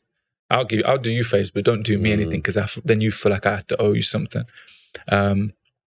So yeah, there's a price to pay on that aspect too. I think you can set yourself a goal, reach that goal, celebrate the fact you reached that goal, and then, okay, let's get back and set another goal. Yeah, dangerous cycle. You think? Yeah, dangerous cycle. But do you think you get too carried away with the celebration of achieving a certain goal? Like I said earlier, I've seen downfalls, whether that's in every sector, not just business. And it's a very slippery slope. When you're the man, when you've got money, when you're the woman and you've got money and you're attractive and you look after yourself and everybody wants to know you, everybody wants to be your friend. Most people can't tell the difference between who's real and who's fake. Most people can't tell the difference between genuine praise and I want something from you praise. And before you know it, you believe your own hype. You take your foot off the gas, you get invited to an extra show or an extra event. And then before you know it, the business is gone. And there's no turning back time. And I'm not saying there's people who can't find that balance. Clearly there is, but most people can't. And I believe I could find the balance. But I guess, like I said earlier, I'm not social. I don't really enjoy that anyway. So I'm lucky that I don't need that kind of pull. But I think irrespective of whether my personality is that way, I prefer not to take that chance. I prefer if I walk down the street in London or even here, people stop me, and it's like if you know person, if you know, you know. If you're interested in business, you're interested in mentality, you probably know of me. If you're not, I'm a stranger, and I like that. Yeah, you got the right people coming up to you. Correct, and I think if you open the doors to that celebrity, everyone's your friend, and yeah, it's a slippery, dangerous slope. I've even noticed it myself, like where I would say to myself, "Oh, you've worked hard, you deserve a bit of time off, so I'll take a bit of time off." And then it's so hard to get back into the flow again, especially when it comes to creating content, whether it's doing the podcast or doing like vlogs, whatever it might be. I've got to the point now where I actually don't like having that time off. Like once I've found the flow and the rhythm, I want to keep that going for as long as I can do, and just avoid anything that's going to, take me off track. Well, here's a perfect example. This is the first time I've left the country this year. I've been in the office every single week, minus maybe one or two, even when all my senior staff are on multiple holidays, long trips away, which sounds weird. Like I'll be filling in their work and I'm the boss and I don't have to. And it's the same thing as what you said. That flow state is so productive. And once you break the flow state, it's a bitch to get back into. And even here, when I'm wake up, I go to the gym, I'll be on the laptop until, I don't know what time, the time zone, but until like they're finished working at 3 p.m. So before 7 p.m., I'll be on my laptop, then I'll go for dinner or do what I need to do. But if I break that flow state, when I get home, it's going to be hell. Yeah. And to get back on track, I think it's going to take me weeks. So I just like, no matter where I am, I want to keep that state. And again, going back to what you said about holidays, I see it all the time. People get money and they're out of the country every week. They're here, there, and everywhere. And I'm like, it's funny actually. When I see this, I'm like, oh, you're food to me, because you can't do what I do. Like I will resist that urge, and it's a bit addictive. And again, it's not necessarily healthy. But when I see people becoming into money, doing this, doing that, I'm like, oh, you're not going to maintain this, and you're leaving space for me. And as I said, there's no active competition. Even if it's a psychological warfare for me, I'm like, I know he's not doing what I do, so I'm confident I'm going to win when it comes to it. There's a saying, isn't it? It's like, what is it now? I can't remember. But long story short, it's like, if you're not practicing and you meet a man who's practicing, you're always going to lose. And it's true. And that's how I feel about it. Like I know I'm always on it. 355 days. I give myself 10 days of slacking. And I know when I come toe to toe with whoever I need to come toe to toe in a business sense, they're going to lose. And that's like, people can say that's arrogant, but that's how confidence is created, from knowing, being able to look in the mirror and saying you did whatever was necessary. You paid the price and you stayed in that flow state for longer than the next man or next woman. And that's what I think actually creates this level of success, actually. Yeah, I think you need it. And a lot of people overlook that and don't understand. If you want to be at a certain level, that's the price to pay. Yeah. And Yeah, it's a crazy. I've seen it's 10 years is a long time. I've seen so much. I've seen the behavior of so many things, and I've absorbed so much things, and it's always the same pattern. It's like people change so much, and one thing I can vouch for, I never changed. And actually, as the success got higher, my drive came more, and it wasn't for money. It was probably the fear of failure. The more I took on, I was like, shit, this is a long way down. I've got to stay on it. And I remember when I was younger, starting a business, and I remember a few staff coming to me like, in a few years, will we have to do this much work? I was like, no, we'll hire more people and you can just delegate. But it never works like that because the higher you get, the more you realize you don't know as much as you think you do. And then, especially in fashion, and I guess in your world too, it's like knowledge is like branches. Like there's always extra avenues, or there's always an extra small branch, and you realize, and then that connects back to the master trunk. And fashion in particular is very much like that. From first of all, you might be looking at product, and then you understand fashion photography, then you understand videography, then you understand TikTok, then you understand Instagram, then you understand how websites work and the functionality, and then you understand checkout processing and finance, and it all interlinks to making a better decision. And like as time goes on and knowledge builds, you find yourself finding pockets of knowledge you just didn't know, and you become better at your job. And then when you find that pocket, you want to go deep into the rabbit hole to learn more about it. And then it's like a never-ending cycle of new rabbit holes, which make you better at what you do. And I guess that's how masters become great, how artists become great. They learn this sound, or they learn this sample, or they understand their voice better, or they understand who to collab with, or it's crazy how people continuously improve. But do you think that sort of fear of failure is related to the football career that you had, in a sense that you're like, okay, that didn't work out and I don't like how that felt, because you obviously probably thought you were going to be a big time footballer. Yeah. Do you have that fear that, okay, I don't want to repeat that again? Like, I don't want this to be a flop. Like, this needs to work out. Yeah, I think regret is the worst feeling in the world. And you get one chance at a lot of things in life, and I had one chance at football, and like I still played in the football league for hundreds of games, so I was still very lucky in that aspect. And people will kill for that too, but not to the heights that I wanted, and I knew what I was capable of and didn't achieve that. And that was my fault. I had to look in the mirror for that. But yeah, absolutely, I think the brand was a second opportunity to be great, and I don't ever want to look back and go, you know what, could have been better, or damn it fell off and that was my fault.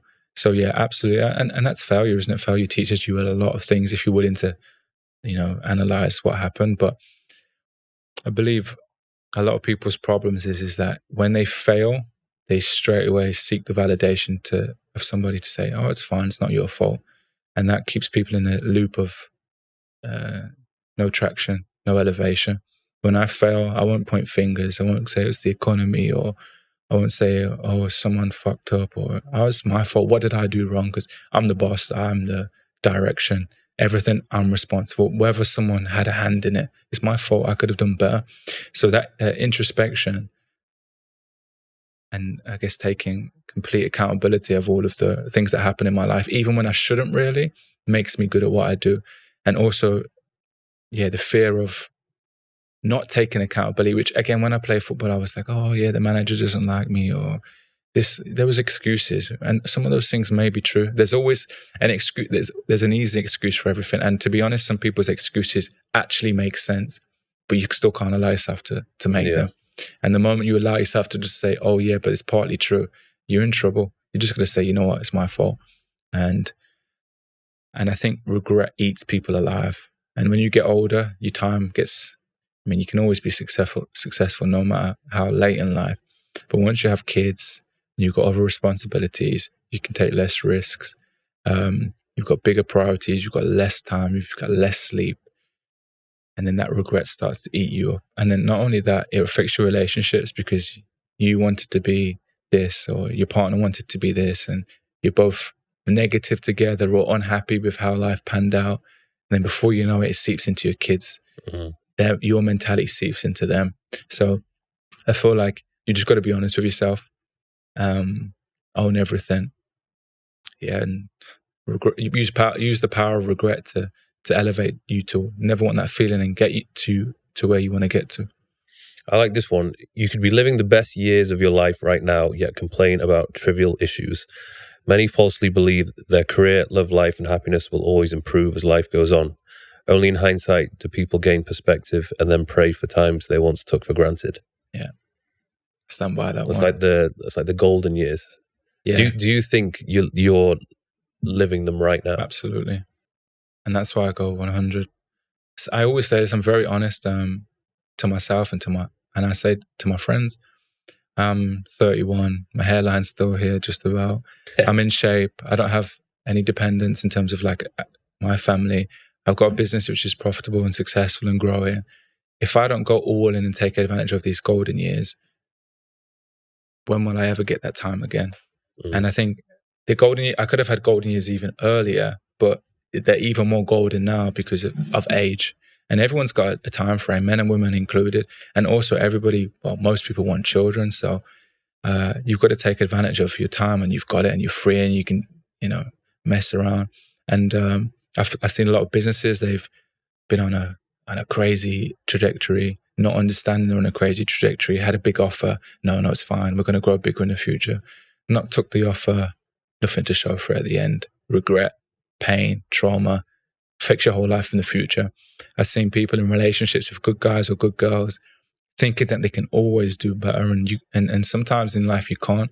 And going back to what I said is who you got surrounded. See, with me and my friends, if they've got a good girl, I say, bro, you can't do better than that. Make sure you look after that one. I'll tell them straight, and they will tell me straight, or they'll say like, yo, you need to capitalize on these next few years because the economy is going to restart, and this is when you're going to get the most growth. But at the end of the cycle, it's going to go back down. So you've got to capitalize. Friendships, if you've known someone for 15 years and they've had your back, and as I said earlier, you take them for granted, you're late, or you don't say thank you, or you don't do a favor for them and have nothing and expect nothing in return, you're taking them for granted. And you will never find, once you get older, you don't meet friends of 15 years ago. You meet those when you're kids or in your early 20s, or you don't get to 30, you meet friends of 15 years, really. It's very rare.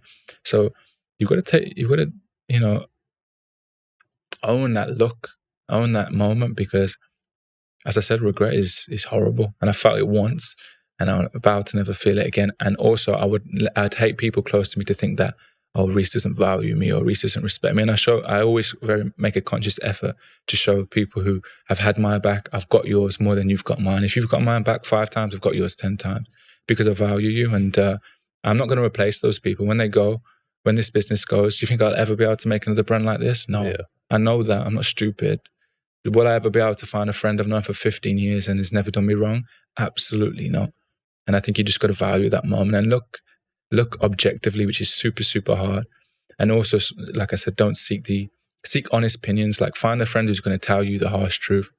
And a lot of people avoid that person, or they will come to that person right at the end when they really need help. But in the beginning, when it could have been a prevention rather than cure situation, they didn't reach out to that person.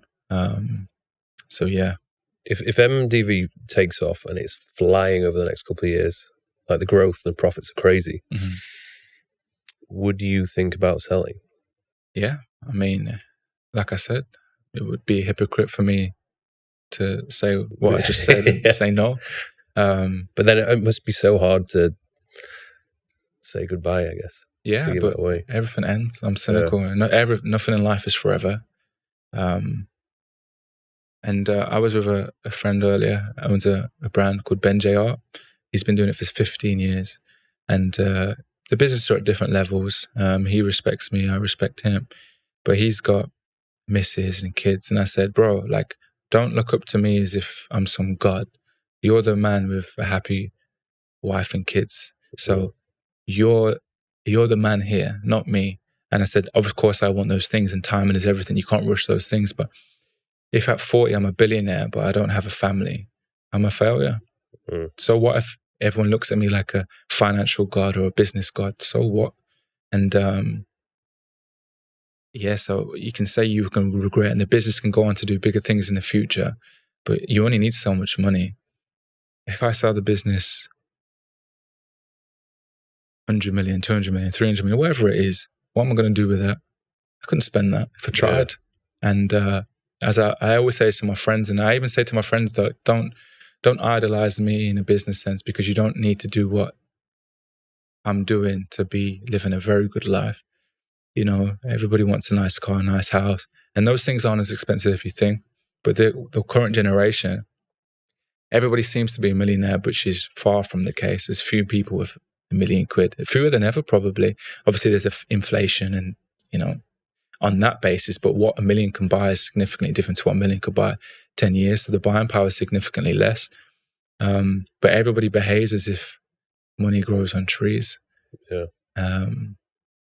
And yeah, I think not everyone, a lot of people have got such big aspirations for all these numbers. And again, I'm very conscious of how the message I send to people, because whilst I'm a businessman, I focus on making money. That's my job.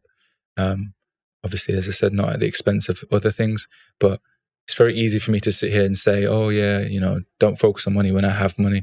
But I can say firsthand that increasing happiness after a certain amount is probably negative. It's a negative happiness because, as I said earlier, you have to deal with problems which money cannot solve anymore. Yeah. So, as I said, be careful what you wish for. But, you know, if you earn 100 grand, 200 grand, depending on where you live, you're living a good life. You just got to maintain that income. But millions bring more problems than they do cures.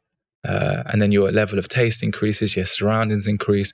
And before you know it, your disposable income as a percentage remains the same, if not less, because you feel like, I haven't personally felt this way before, but most people feel the need to step up to their environment to show that they're on par with someone who's got more money than them, which forces them to spend money they don't have to look equal, which puts them in a loop of rat race, even though they earn a lot of money. So, you've been tempted to do that?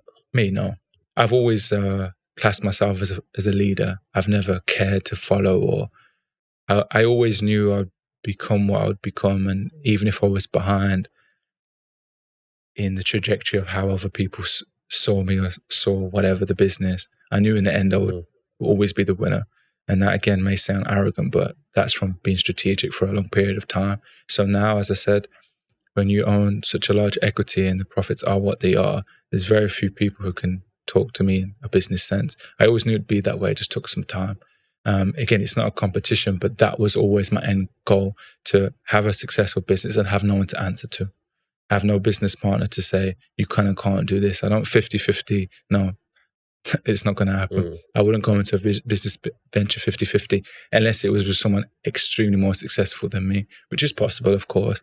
But as far as England's concerned, no, unless it's property or some construction guru, do you know what I mean? So I'd be so curious to know what you would do if you did sell it. Like, because you're working, that's like a big part of your life all day, every day almost. If that stops, what next? Well, man, that's what we have to do. Yeah. We always work. And I don't work for money now. I, like I said, business is my job. The job of a businessman is to make money. I work for improvement. So even when I sold, I'll just find something to be obsessed with. As I said at the start of the conversation, I would find a new obsession. It wouldn't make money. It just has to be an obsession. I have to feel like I'm always improving. Maybe I'll be a gym fanatic. Maybe I would go into construction, but I wouldn't care about the outcome financially, whereas I have to now because that's my job and I have people to take with me on that journey. But I feel like a man's role is to always work, to always build, improve, and we should work until we die effectively. Obviously a controlled work, you can't work like you do in your 20s or your 30s or your 40s. When you're 50, 60, 70, it's a different work, but the application to evolve and should remain the same. But what I would do, I don't know. I don't want to know because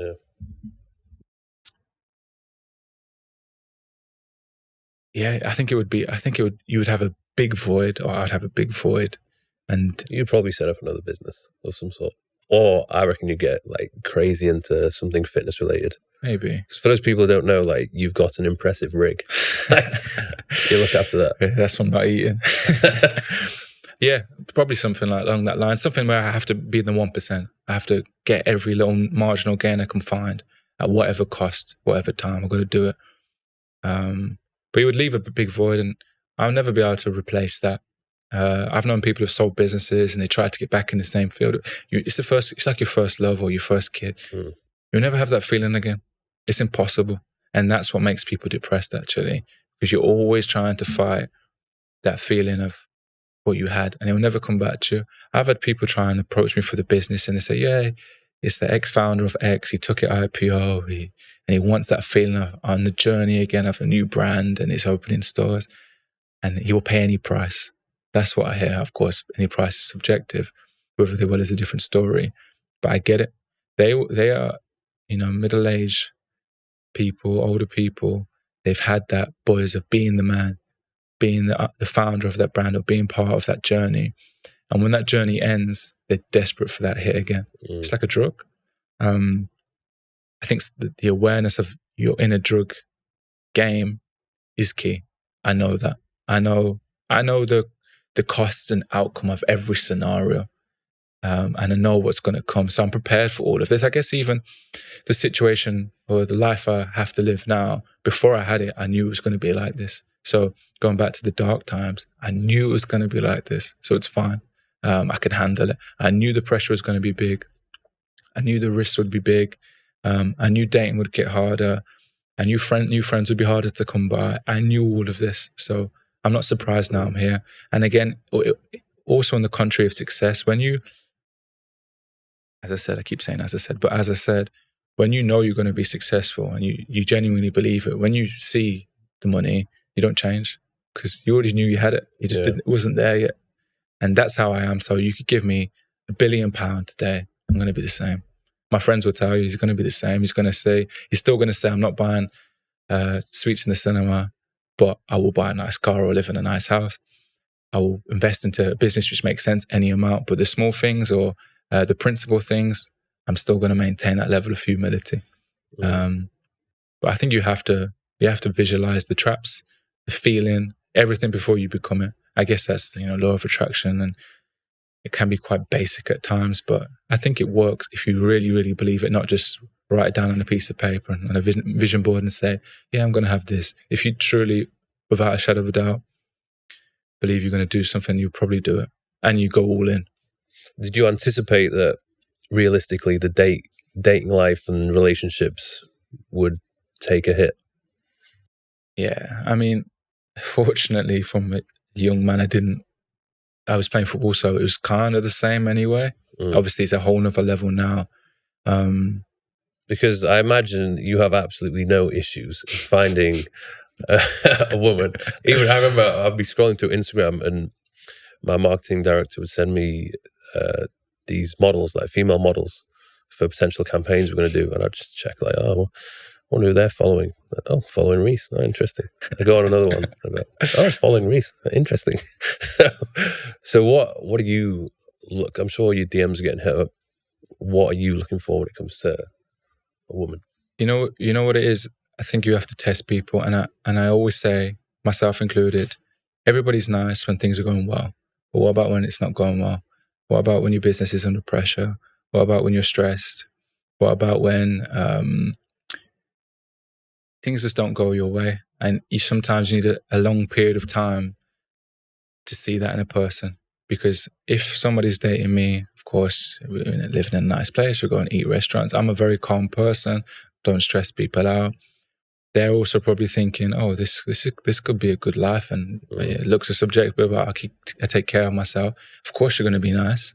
But what about when times are hard, or you're stressed, or the life's not going how you want? How are you going to react then? What about when we have kids? And unfortunately with kids, you only know when you have them. What about when we have kids and you have the ability to take me to court to take so much? Who are you then? And I need a long period of time. And I'm very observant of people's behavior in certain small situations, even things like how you talk to the waiter, or how you speak on the phone to certain people, who, how kind you are, or how thoughtful, or how attentive you are to things I say. I'm hyper observant to these things. And if I see one red flag, it sticks with me. She didn't notice I don't like this, or she didn't listen to me here, or she's stressed, or she's angry and moody. because I'm stressed every day, but I would never let my stress be took out on a woman, because again, as a man, you're supposed to be their peace. And obviously women can be your peace in a different way. So I always try and test people for a long period of time. And people may see that as strategical, but like I said, are you observing from a distance or both? Yeah. To the point where they probably don't know. Well, actually, they do, because people always say close to me. Just a cheeky observation on social media, see what they're doing, see where they're going, what they're posting. Not that, because I wouldn't date someone who I could get from the first impression saw that's what they was doing. I wouldn't date someone like that anyway. So when I'm dating you, I don't even look at your social media. I'm not interested, because I've already assessed your character to that degree. But I'm talking about the depths of the character, who are you really? Who are you in hard times? And that's what I try and figure out. And I'll be observing.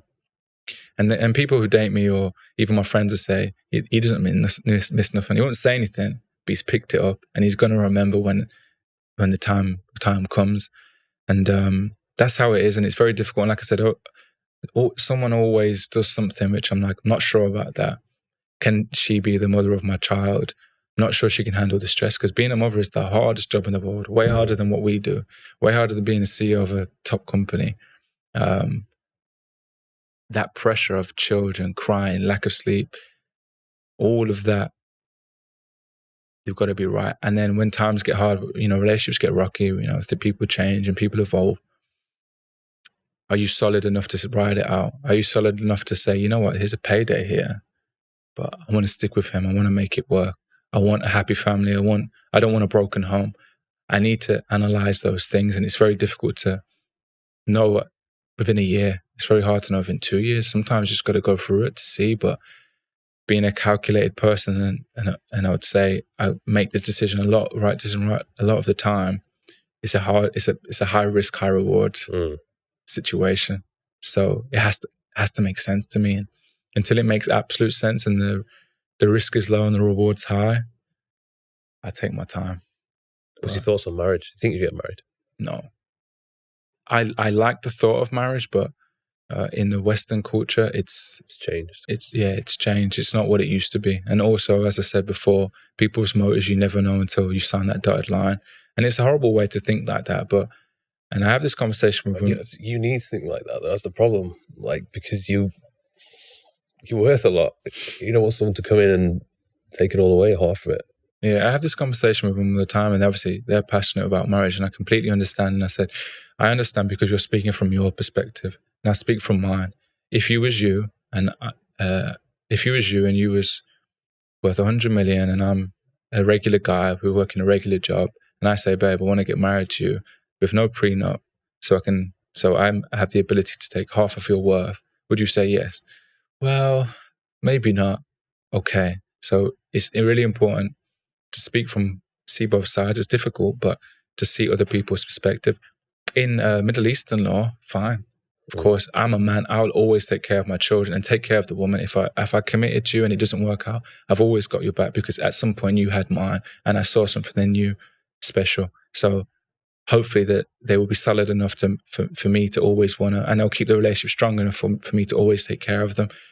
But yeah, I'm a risk management person, I'm a businessman, and I don't like to bring business into a relationship, but your relationship is a business, in the sense of you are trying to make each other better and build something together, which is the hardest thing. A family, a solid family for a lifetime, is, like I said, way harder than building a business that makes money. It's way harder. How many people stay together now? It's scary. And I'm a man of statistics, and I like to think I can beat the odds, but I can beat the odds that I feel like I can control. But whilst you're dealing with human beings, there's no such thing. People change and heads get turned. And yeah, so I love having conversations with guys who they're either happily married with kids and life looks pretty damn good. I'm like, how have you done this? Because I know it's not easy. So how have you been able to achieve this? And then the opposite, those people, the guys who've been divorced, they're miserable, they've got kids. I love to pick their brains as well and just be like, where did it all go wrong? Because I want to know as much as possible before I get into this. Yeah, I think it's a timing thing. As I said, mine and yourself generation, there was a chance of genuine love. We're obviously a little bit older now. Men typically date younger a little bit. That generation is different now. They believe in different things. They have different aspirations, and that is a disconnect in, two people's visions. So if you manage to, meet someone similar age, 28, 30, you just still think like you. But if for whatever reason you meet someone younger, it's difficult. They don't think the same way. People who are older than us had no problem. So when they're happily married with two exact thought processes towards love, towards marriage, towards raising a child. So there's no conflict of interest. The social world is so far out of their realm, they don't even get sidetracked. And then the generation which is 20 and younger, wow, very difficult. So I think a lot of things in life are luck, and you've got to increase your chances. It's still a numbers game, but a lot of things, timing and luck. And I always say, if you meet someone, you are so lucky. If you meet a real one, you're so lucky. If you meet a real friend, you're so lucky. And that just comes by chance sometimes. And then what do they say? Love comes when you look for it the least. And I think that's true, but it's still luck. Mm-hmm. But around my age, I don't know many people happily married, especially if they've got money. In fact, I don't know anyone. I don't know anybody personally. Even in the celebrity world, like, how many people stay together? I saw today, you probably saw it, Will Smith, Jada Smith. That was a toxic. Oh, she was saying, oh yeah, we haven't actually been married for the past few years or something. Yeah, everyone breaks up. There's Jay-Z and Beyonce, which everyone has their problems. They had a issue. Beckham's had an issue. Mm-hmm. And obviously those women don't deserve what happened, but they fight. They had a fight for their relationship, and the men had to fight too. And that's unacceptable, but that's life, and it works both ways, of course. But that's, again, a different generation. These are 50-year-olds. Like, even celebrity couples in their 30s, 20s now. Nothing's really solid. No. I think solid people are just ever rare. People they're so replaceable now with social media. I know. Like, if you're dating a really hot girl and she's got hundreds of thousands of followers. Yeah. Well, that goes back to what I said in the beginning. You've got to have it. If you've got an extreme value, you're very good at a few things, you are irreplaceable. Mm-hmm. And that's why I always say to everybody, my friends, is be very good at one thing. If you as a person, be very kind or very attentive to someone's needs, or be very intelligent, or, give good advice, because a woman will value that. Or a woman be, a really good mom, or really caring, or really thoughtful. Like, those qualities, it sounds so simple. They're free, but they're ever rare. So you say replaceable, but beauty is replaceable. Money is replaceable.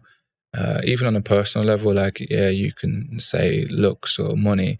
I would never hold my value based on those things. Of course, they add to the pot. Don't get it twisted. But what I do value is my calmness, and people have said this to me, or my ability to give advice, or ability to not be jealous, ability to help women get to what they do. A lot of men, especially men with money, what they do is they have a position of power. They start buying things or embedding themselves in a woman's life. So their woman can't leave. Every woman I've dated, I've made sure they can leave me. I've put them on with knowledge, with helping them out, giving them business ideas. All of them could have left me in a better position they did than when I was there.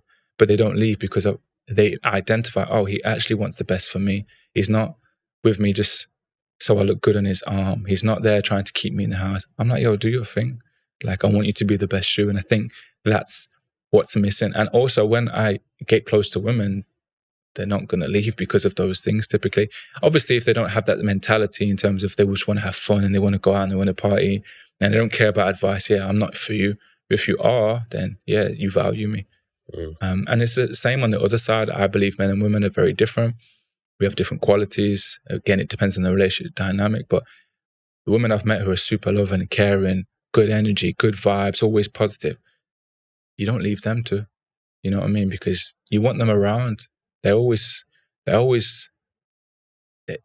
adding value. They're just nice to be around. They pick you up, or they make you laugh, or Ask if you want a drink. Little things like that. Or, babe, I know you like this snack, so I got it for you. Small things. And I'm like, you know what? She gets me. She actually cares. And that's very rare. I just feel like now people don't care about a person. It's just like, it makes business sense. And I think as men, like, I can date someone who works in McDonald's and love her for her. I don't know if they would love me if I worked at McDonald's. So my intentions for you are pure. So I need to make sure that your intentions for me are pure too. But how will I ever know? And that's the risk of the dating. I won't know until I work, with all due respect, work in McDonald's, you understand? So yeah, it's a very tricky situation. Is there any businessmen that you look up to and you think, yeah, they're killing it, and you've actually learned a lot from what they're doing? Not like in my realm, but like I said, like overall in the luxury world, obviously what Amancio, I know it's not luxury. Amancio Ortega's done with Zara, what Bernard does with LVMH. I try and reverse engineer those strategies and take snippets from them. But I guess the good thing for all of the new wave of brands, and you've interviewed a few, we're all finding our feet. You know, I know we're sizable and notable, but we're all just learning as we go along. Do you know what I mean? So, and I also say mentors are dangerous because you can listen to them too much. Like, their path and your path is different. It's different times as well. What worked for them might not work for you. And as you asked me about luxury, people want to be luxury, but they forget the factor of 200 years. They just think of the price point. Or you want to be fast fashion, but you forget Shein don't pay duty and VAT, so you're in trouble. Do you understand? Like, there's a lot of factors. So your mentor could have been the Boohoo Group, but now it's tricky for them. And things change fast. So you just got to find your steps and take nuggets from each model, good and bad, and find your own path. You can't get too caught up in it. So no, I wouldn't say so. Even if I look at businesses bigger than us, they do different things. It's not like a business which is a similar price point, does a similar product that I can class as rivals, which is a good thing.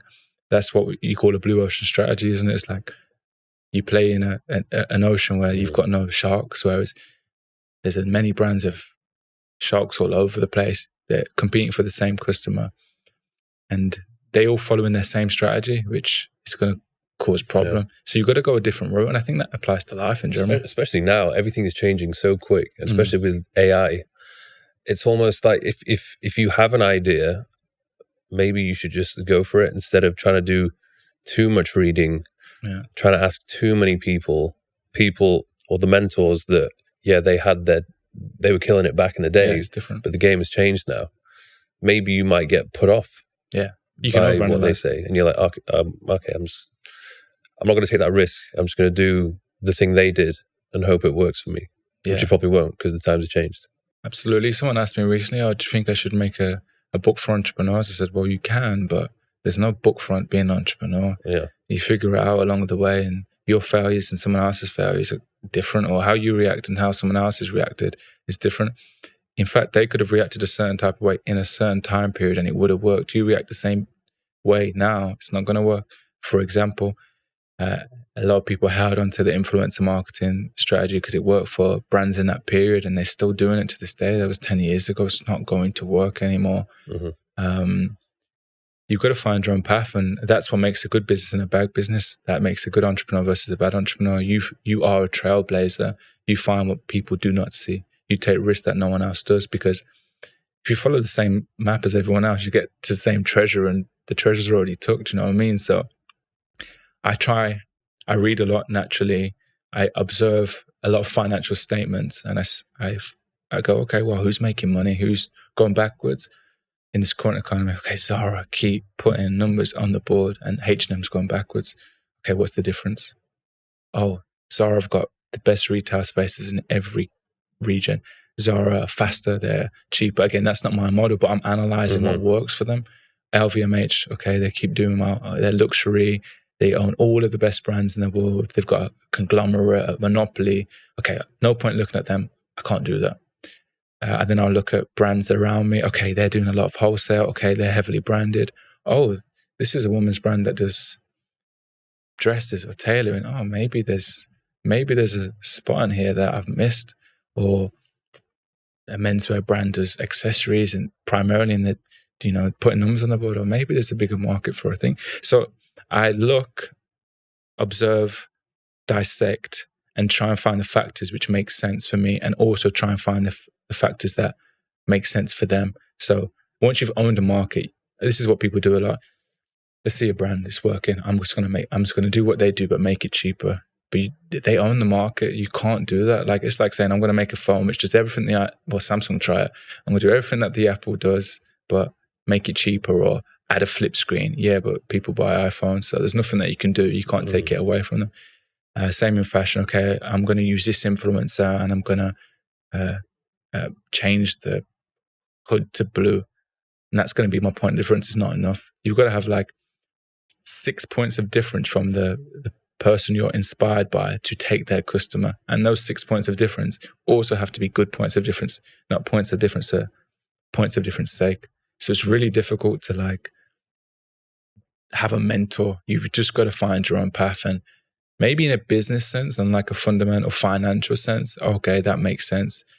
This business has an X% margin, gives me headway, or this business doesn't have a huge headquarters and spending X amount on rent, or this business has a good shipping tariff and they ship with this, you know what I mean? Like those things you can learn from, because the rules apply to everyone else, but the strategy and the direction of your business is for you to figure out, and you can't copy someone else's vision. You will lose to them.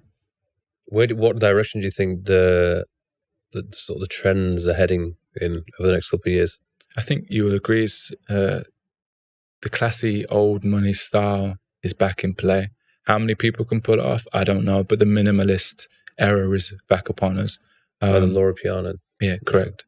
Inspired by the show Succession. But we had a maximalism period of heavily logos, inspired by obviously LV and Virgil, who was a trailblazer if there ever was one. But eras change, and after an era of being overwhelming, people want to step it down. But I don't know how long that will last, because people are still very loud. The people with money in entertainment don't want to be minimal. So I don't know how long it will last. But then in the Middle East, that's how they dress. So again, going back to what I said, everything can be done. You've just got to find your audience. And me personally, as I said, with the London store, it's obviously heavily populated by the Middle Eastern and especially in the summertime. Yeah, and that was the direction I wanted to go down, to like people less susceptible to income changes or mortgage rates changing. Like people had a little bit more class, and I know class is subjective, but minimalist, they're happy to dress minimalist and look nice, and it's more about colors and shapes. And also, like I said, finding the location for it is London, in central London. Top two cities are New York first and London second, and that kind of makes sense for the product we make. Our demographic, mostly women.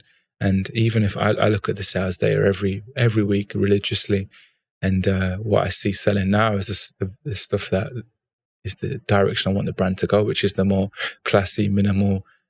You can wear a cord and with minimal effort, but it looks super clean. You look presentable. You can wear it to work. You can wear it in the daytime. You can wear it for dinner, and it still looks good in all of those environments. And that's how I try and like make those products. But I just need to make sure that we've got those products aren't typically online shoppers. They're not people who go, oh yeah, let me go and get this tailored set for 250 quid online. Especially women, they want to know how it fits, or even men, I guess. Well, yeah, if I'm buying trousers, I got to try them on. Yeah, exactly. Too much of a risk, especially my legs. Well, yeah, I was conscious of that, because I made everything with waist adjusters, because you might have big legs but small waist. So, unfortunately, in terms of silhouettes, I think this was inspired by COVID. Everything's a little bit more relaxed now. So the days of like really tapered things, unless you're going to the gym, of course, and you want to wear a legging or whatever, it's becoming more relaxed now, which actually helps men shop because you're not trying to get a certain fit all the time now. You're a bit more open to a more relaxed fit. As long as it fits in the waist, you're good to go. So if all goes well with the opening of the London store, where would number 2 be? If there is going to be New York, for sure, yeah. We're already looking. We're already looking at that. So, and then Dubai Mall. Yeah. I need to speak to a few people. I'm curious to know how much the rent is in some of those units. It won't be too bad compared to London. London's ridiculous. But yeah, where the demographic is, you look at your data and you make a decision based on what your data suggests. Of course, you have to take some intuition into it. But I think I've been guilty of this in the past. Who your customer you want to be and who the customer that you have is very different. There's a big contrast. So you're trying to attract a certain person, but your data is saying different, and you're making you're making decisions based on that person when you really should be feeding the people you want to feed. Unless you really, really, really don't care anymore and you want to isolate them in the sense of what I did effectively. I didn't want that type of customer anymore. So I changed it and may have paid a price along the way, but it was all for the long-term strategy. Are you getting the customers now that you want? Yeah, absolutely. So, and the stores will help that. As I said, we've always been one of the fastest growing businesses, irrespective of the strategy change. So the future's bright. I haven't exercised any wholesale channels. We've got no store at the moment. So everything's just pure play. Minimal reach, really, because there's no influencers. So how do you know about the brand? It's just if you know, you know. And I guess a brand is a reflection of the founder's personality, typically.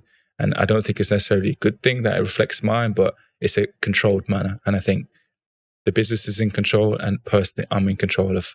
And that's how I just run things effectively. I've never been like a speculative person or smoke and mirrors, make ourselves look bigger than we are, or let's take crazy risks and do this mad marketing project and it might pay off, it may not. I just thought, let me do this in a sustainable manner. And that's, again, I'm not saying that's right, but I go to sleep well at night knowing that next year is probably going to be the same, but a little bit better. Not, oh yeah, we're on a 100% growth curve. And we've had that, but that was obviously due to COVID. But ever since that, it's just been steady, becoming more efficient, tightening up on cost, revenue's growing, but profits growing faster. Proper business, that's how we should do things. So we get to the point of like being super efficient. The EBITDA percentage is so lean that any sale we get, anytime I look at my phone and I see the sales data, I know we've made a good amount. There's no loss-making days. There's no loss-making months. Everything's profitable. And of course, you have to reinvest that profit. And that's why I've done the store now. That's why there's enough liquidity to do 5 more stores if necessary. Even I had a conversation with my finance director recently, and he was like, I know this sounds weird, but he's like, we have too much liquidity. And obviously with inflation rates as they are, we need to deploy the capital. And it's obviously difficult because you can't be deploying capital for capital's sake. And I said to him, let's take our time, get the store open, let's review the sales data. Let's look how it goes for a year. And then if, obviously you're going to get the initial buzz. So I'm not going to look for the first 6 months because it's going to be overinflated. But let's just see when it dies down, see what we're doing, see how much margin of safety or profit we've got. And if we can make money in London, we can make money in anywhere because the rents are obviously higher, staff wages are higher, and then we deploy the capital. And that's what money's there for. Obviously, you've got to take calculated risks, but you also can't just do things because you've got the opportunity to do it. It has to fit the long-term vision. If you had to deploy it now, what would you spend it on? Nothing. I know. But you have to spend it. The best thing in life is sometimes to do nothing. I remember when Lewis first sold, I said, just do nothing for a while. Because you can be busy spending money. This is applying to everyone. You can be busy pretending you're deploying capital or you're making moves. And before you know, your capital got burnt and you could have just sat on your hands for a year, waited for that moment of like, this is it. Deployed more capital, had faster returns. But again, to answer your question, what would I do? Probably just gamble on a couple more stores. Gamble on a couple more stores because there's not much I can do. Yeah. I can't. You can buy a big HQ for what? Does it make you more productive? You can buy a warehouse. Cost you a lot. You'll actually have you get a long-term gain, but it'll take 5 years, 10 years, if maybe longer, depending on the yield to get the return back. And who's to say business is going to be booming in 20 years? I can see 5 years. I can just about see 10. I can't see 20. And also how my personal life changes in that period. So I really don't know what I would do other than stores, because there's only so much stock you can buy, because there's only so much you can sell. You can do all of the guerrilla marketing, you can do crazy campaigns and billboards, but it's good for brand, bad for return. So if you've got really like that type of liquidity where you can afford to do it, that's a possibility. I could do that, but I'm too logical. So unless I can measure it, or unless I think the intangible measurement is super, super guaranteed. For example, if I did a collaboration with David Beckham, for argument's sake, and it was a good deal, it was $500,000, which is never going to be the case, I would do that. Good for brand. It's going to make me sales. Worst case, easy break even. If he's 10 million, I'm not going to do that. Good for brand, but it's going to burn a hole in my pocket. So it all depends on the value, I guess, of the opportunity, because business price is important. Like how much you pay for a service is important. How much you pay for that billboard makes a difference, right? It makes a decision that doesn't make sense make sense. If you've got a billboard in Dubai Mall and it's, they're huge in Dubai and it's good value, yeah, let's do it. There's no problem. Let's done. If there's no possibility of a return and it's just all ego, I'm not doing it. I've always said for many years, make business moves, not ego moves. And I guess that's also, of course, I have an ego. Everyone who's doing it okay in life or as creative and has an ego, but I don't let my personal ego infiltrate my business. I'll never allow that. If someone attacks me personally or whatever it is, I'm going to clap back. But if it's like a business thing, nah. Because personal is just me. I can defend myself, but the business is people. It's not me. MDV is MDV and all of the people contained within it. But Reese is Reese. And if I take the fall, the business is still good to go. Do you know what I mean? I think that's an important thing as well. A lot of people attach their name to their brand, which I get works, but long term, it's almost invisible shackles, and it's hard to get away from it. But whilst you have that opportunity, it's still a good platform. I always see people, oh yeah, but you started to play football. Like one minute I'm a failed footballer, next minute I'm a footballer, in the sense of like, oh, you knew all these people or you had money, which I did know people and I did have money and it did help. But after the first year or two, there was no public figure driving the brand. It was just the product. In fact, none of those people even show any love. Like, I don't know the last time a footballer even posted. I see NBA players, actually, people who aren't familiar with me or the brand or its story, because I feel like once you get to a certain level, people stop showing support, don't they? Which is fine. I get the psychological element behind it. But my point I'm making is that it was driven by the business itself and what the business does. And there was no person driving it. There was no influencer or persona driving it. It was just the business taking care of itself. And as I said before, that's what makes me sleep well at night. I don't have to post. I don't have to stay relevant. I just have to make sure I make good decisions and make sure that when people buy the product, they get the value that they deserve, if not more, and they tell their friends. And that's all I ever focus on. Everything, the staff will tell you, all I care about is the product to be designed well, desirable, fit well, and long lasting. I will not sacrifice, even if they say, oh yeah, but this fabric's expensive. So we're not cutting corners. If we can substitute the fabric for a fabric as good, okay, I'm a businessman, it makes sense, but we're not cutting any corners. The customer's getting what I want them to do. And that taste level and execution level constantly evolves. Where's it manufactured now? China still. Yeah. But this is the thing with China's. The shipping costs and the time it takes to ship is a ball ache. Yeah. So we plan like 9 months ahead, which in fashion is supremely slow. That's how luxury operate. But we made that decision probably 2-3 years ago. And I said to the team, I was like, we can do this air business, but it's costing us a fortune. Your hard work is not being truly rewarded because the margin gets obliterated by the shipping fee. If we're as good as we think we are, we dictate what people are going to buy. We don't ask the customer. Obviously, you got to look at trends. You got to look at data to some degree. But if you as buyers or me as whatever, buyer, designer, CEO, if we are half as good as what we think we'll be able to predict what people want in that 9-month period. And if we get it right and it comes in by sea, we also make considerably more money on the bottom line and everyone will benefit off it. But going back to China's incredible. And as I said earlier, I've said that so many times. And at least I'm good at linking back things I said. Do you know what's interesting that I didn't realize? So many brands get the bulk of their product manufactured in China. Then they'll get it sent to Italy just to have a little piece added, they do. Or a little alteration. And then luxury they can legally say made in Italy. Yeah, luxury do it. I never knew that. It's naughty, that, isn't it? I don't like that. But that's the thing. If luxury have transformed to China, it shows you what China's capable of. The thing is with China, what they can access in terms of fabrics, trims, or what they can create if you tell them to is unbelievable. And also with Europe and European mentality, everything's slow.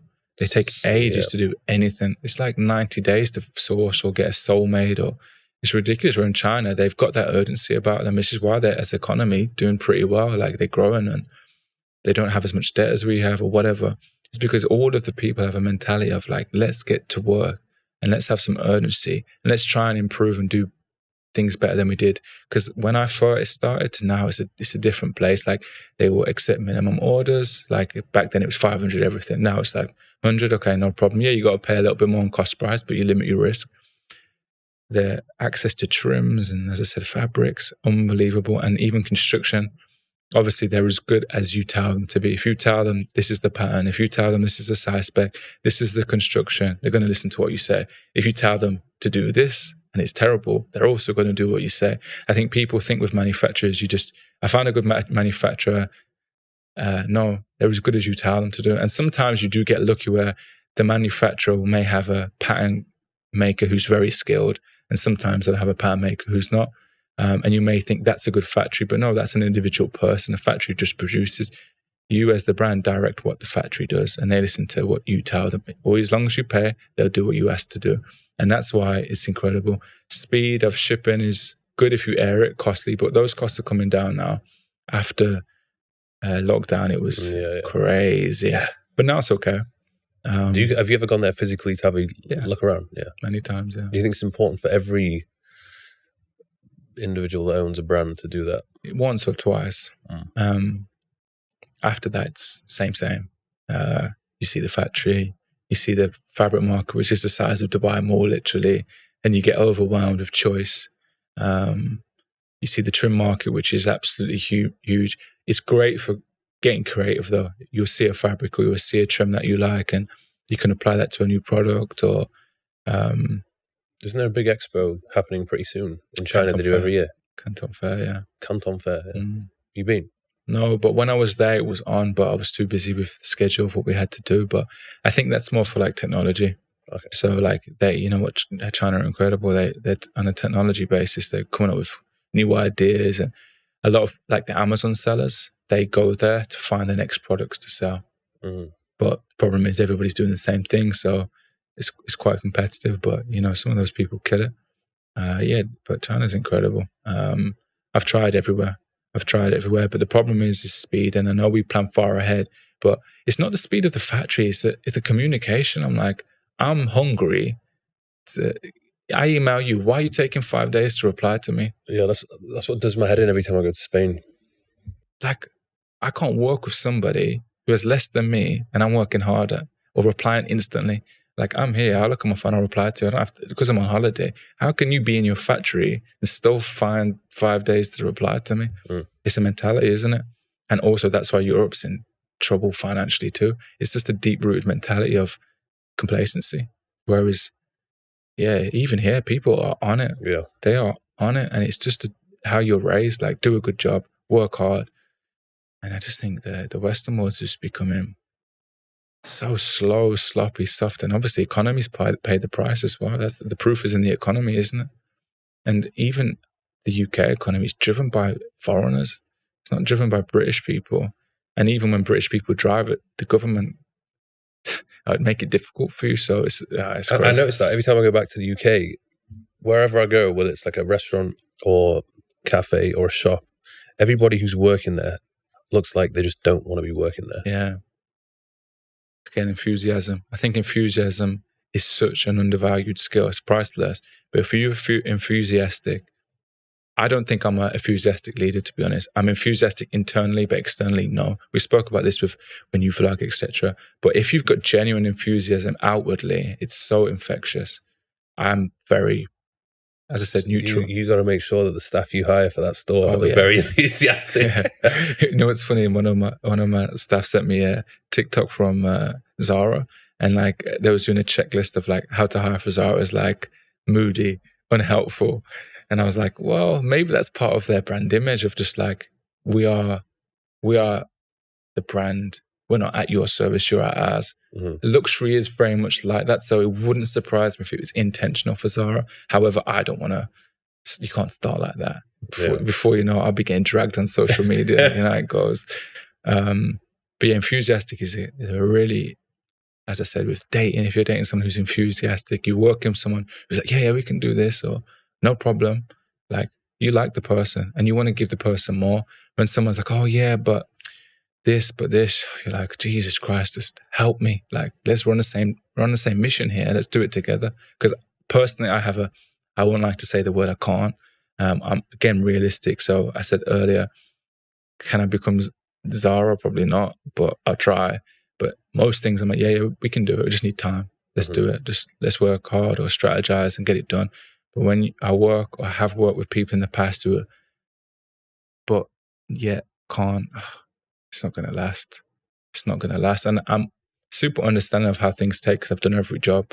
So even when people say it's going to take longer than I expect, it annoys me because I'm like, I've done that. I will still do it. In fact, I say sometimes, which is wrong, okay, it's fine, I'll do it. No problem. You continue to do what you do. And like, no, it's fine, I'll do it. And somehow it gets done fast. It's a proper momentum killer, I find. Like, I want to be working with people, around people who are like getting things done. If I have an idea and I want something to change, I'm like, okay, let's do it. Yeah. If it doesn't get done, then you're just like, ugh. Yeah. Like, everything just slows down and then you just get a bit demotivated. Yeah. And entrepreneurs move fast. And it's not just entrepreneurs, actually. People who are successful in a career or anything, in relationships, they adapt quick to change. And you have to. The world is changing so fast. So, yeah, just working with people, honestly, it's such a game changer, working with people who just want to move as fast as you, but ultimately you have to reward them because there's not many fast thinkers, and I do that for sure. There's some of my staff have been with me for 7-8 years, a lot of them actually, and obviously they're all highly paid and get a lot of progress every year, and they're a part of the journey, and I feel like they're on the mission with me. They're night and day and going to war with me, but you just need to find more people like that, and it's very difficult because I feel like I said, they've worked with me for, years, half a decade, more. Well, not more, half a decade, nearly a decade, and it didn't just become like that. They had to earn my trust. I had to earn their trust too. Then I had to know, as I said earlier, about knowing people for a time scale through different pressures, good times, bad times. I know this person's coming to war with me. We don't always agree. We don't always get along, but I know you've got my back, and I know, I've got yours. And when you've got that person, you've got to look after them because, as I said, they're not coming. You'll find one every 10 years, I think. At a certain age, once a decade, you find a solid person. When's the opening date? Have you got it locked in? Locked in, don't know about that, but mid-November. So it's close. It's starting to feel real. It still hasn't felt real. Because You're nervous? A little bit, but imagine if you open, just nobody goes in. See, I don't doubt that. But you know what I'm nervous about? Because, as you know, with building anything, this is from scratch, floors, lights, walls, and it's all very beige and very not beige, like off-white beige tones. And the thing is with beige tones, you've got to get the tones right, otherwise you're in trouble. So I've been next to my window in my house, I've got the wall tone, the floor tone, the tiles, the counter, and they're all the same tone. But when it gets made big, I'm a bit nervous how it looks. So it'll be me being me. Like, most people won't notice it, but I'll be like, you're a perfectionist. You want the store to look exactly how you see it in your head. Yes, but as I've got older, I've become more willing to accept that that's not going to be the case a lot of the time. So I'm more lenient to minor things that only I will spot. I can't. It takes too much time to try and be 100%, which nobody can be, or even trying to be 95%. you slow down everything far too much. So I try and aim for 90%, 85%, because I believe my 85% and 90% is most people's 150% because of my level of detail. So that's good enough. And I think that good enough mentality, it's a fine line because people's good enough could not be good enough. But if you've got a track record of producing good stuff, or, you know, the numbers don't lie, producing, your podcasts are doing hits, and you're moaning about the lightings out or the sounds just not this right, and you don't put out that podcast because you don't think it's perfect, but you've got hundreds of thousands of views, well, clearly your viewers don't really care. So you're slowing down your customer, which is your followers, for something nominal, which they're never going to even notice. And that's what I learned to stop. Like, there'll be time when we're fitting a product to be like, no, not releasing, the fabric's not right, or, you know, I'm still not happy, like 100% happy with the fit, even though it fit pretty decent. And I would slow things down, and I'd be like, no, okay, well, it's good. Like, I'm happy with it, but I don't love it. But then one thing I learned, I never love anything. And even if I love it for 5 minutes and I don't like it anymore. It's a creative block. Honestly, I look at the website every 3 months and I'm like, oh, don't like the design of it, or why did I make this product? And I look at the sales data and it's like selling a lot. I'm like, oh, well, the customer's telling me they like it. Okay, I've made this mistake. Okay, we're discontinuing this now. I don't like it anymore. Staff say to me, but Reese, is selling well. I said, yeah, it's just, I don't want to do it anymore. And sometimes I'm like, that's just me being too picky. It's a good thing to have, but it's also a curse at the same time. You got to find the balance. And I've been learning to find the balance as I've got older, to not kind of be so obsessed in my own level of standards, but whilst maintaining a very high standard. I don't know if that makes sense. But yeah, you can get, I am a perfectionist to myself, but I've learned not to be a perfectionist with others. And I've learned that you cannot slow down the process due to perfection. You've got to keep moving. And that's how you learn as well. The faster you move, the faster you learn. So as long as you're producing great work, it doesn't have to be perfect, but it has to be good, great, whatever. So yeah, that's a feedback loop, which is significantly difficult for me. Also a good thing, because it shows that I'm improving, and I can look at myself and go, yeah, well, I thought it was good at the time. Clearly, that wasn't that long ago. Yeah, you tweeted, like, if your views haven't changed over the past 6 months, or if you're not embarrassed by the work that you put out 6 months ago, then you're not, what was it you said? You're not growing fast enough. You're not growing fast enough. It's true. Yeah. If you look back at you 10 years ago, you think, you thought you had it under control. You thought you was a man. You thought you was mature, but you look back and think, no, it wasn't. And then if you can look back in a shorter time frame too, even better. If you can really question your decisions or your beliefs that were hard rooted as a child, or have served you well, that's another thing I find. I had this conversation about TikTok. I'm ashamed to say this, and it's not shameful, but you make dancing videos on TikTok. Definitely no, definitely won't do that. But I was like, TikTok, that's for kids, or that's for people doing dancing movies. And all the staff, they're younger than me, some of them are older. But a lot of them, even the older ones, were like, yeah, TikTok, I'm on it every night. And even when I'm dating girls, fucking scrolling. I'm like, what is this rubbish? Anyway, I was like, you know what? I'm just gonna go in it and give it a fair chance. I was like, hold on a minute, I don't actually see no dancing movies. I think it has changed from a few years ago. And then I was looking at it thinking, actually, I'm subconsciously learning a lot of things here. I'm 31. I'm not selling to 21-year-olds, but it's still important to see how the future generation think, how they engage, how they create content. And it's keeping me, I would say I'm obviously in tune with the times. I have to be in fashion, but it's giving me an extra level of knowledge. And I said to my friend, I was like, never again. I'm never going to allow myself to shun anything, especially as far as social media is concerned, or where mass people are, because that's how you become one of those OGs who say, not back in my time, but times change. And especially in the industry I am, if I don't stay young and in the loop, I'm in trouble. We're all in trouble. Yeah.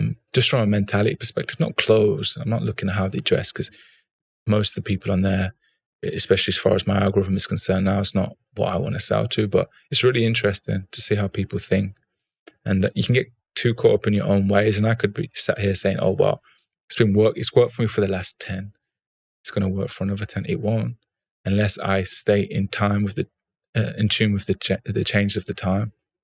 But I was always super reluctant to do like the short form videos, like for start on TikTok, then it went to Reels on Instagram, and then YouTube Shorts, and I was like, nah, not doing that. Yeah, and that has no doubt damaged probably the rate at which I could have grown.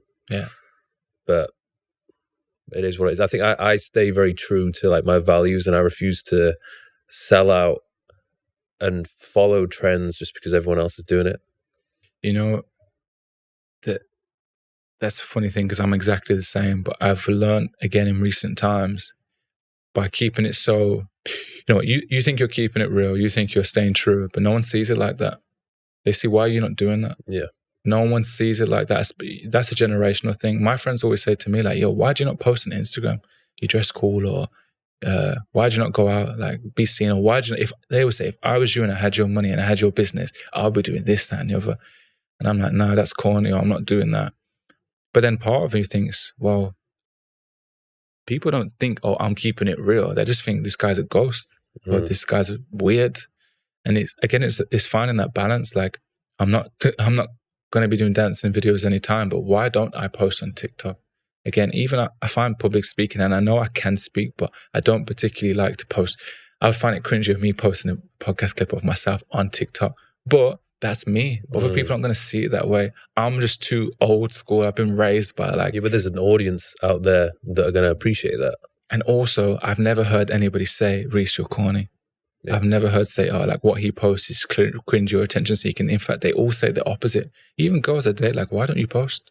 Like, you get more girls, or your brand will be more well known. I'm like, yeah, it's kind of true, but no, I'm not really with that. So I'm nearly 32, and I'm like checking myself, like stop keeping it. Obviously, I'd always keep it real to a degree, but people aren't even thinking how I'm thinking. Because you don't need that personal brand to grow in order for MDV to grow. Like that's doing fine without you. But in your world, YouTube Shorts makes perfect sense. Like if I saw a YouTube short from you, I'd be like, yeah, why wouldn't he do YouTube Shorts? And I guess people would look at me as a fashion brand owner. Well, why wouldn't he post images of what he wears? And when I think about it, I'm like, that's so true. Why wouldn't I? Everyone else is. Yeah. But I just think, oh, you're attention seeking. But no, you have a lot of wisdom to share, which I think could help a lot of people. Yeah. I'm always torn in my head by being low key, not talking too much, not being seen too much, heard from too much, because too much circulation makes the price go down anyway. And also like not loving the sound of my own voice, and say that I've talked a lot here. But do you know what I mean? Like I'm always torn, but then people will stop me and go, oh, when are you going to do more podcasts? Or like, I'll wait for your tweets. I'll wait for your stories. You're the only person who keeps it real and says what needs to be said and doesn't regurgitate the same old stuff that everybody says. I'm like, I know that, but I don't want to be seen as some, corny ass attention seeking male, because I don't think that's attractive personally. But there's a balance. I need to find that balance. Maybe I'll post your clips on TikTok. There needs to be a reason for it. And I think as well, like, it just depends what type of person you are. Like some people love the fame and the attention, other people don't. Like right now, like you said, it's at a sweet spot. People who are into fashion, people who know, like they know who you are and they respect who you are. And it's nice to be respected by the people you want to be respected by.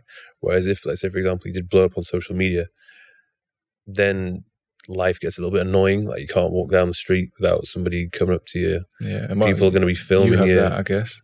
Yeah, and I think like for me right now, it's a good point. And then I think, but what if it continues? Yeah. Like what if, I go all in on the podcast and it blows up, and then like everybody knows who I am. And then all of a sudden the things which I like to do on a day-to-day basis, I can't really do that anymore. Like I would be able to walk down the street and just sit and have a coffee by myself. I'd get hounded. I think like with people who are just superstars, like actors, like The Rock or someone, they can't do anything. You can't even go on a date. No, your life is a movie, isn't it? Yeah. It's funny you say that, because when I think it was just in lockdown, I started a podcast with Lewis, and we did like 3 episodes, and obviously a lot of people found value because Lewis is smart. I've got things to share. And I remember I was driving from Manchester to London. I stopped at like a service station in Leicester, something crazy. Gone into Starbucks, guys gone, oh my God, I listened to your podcast. I'm thinking, it's only 2 episodes. Gone somewhere else. I can't remember where the next destination was. The same thing. You and Lewis's podcast was sick. I said to Lewis, I can't do this no more.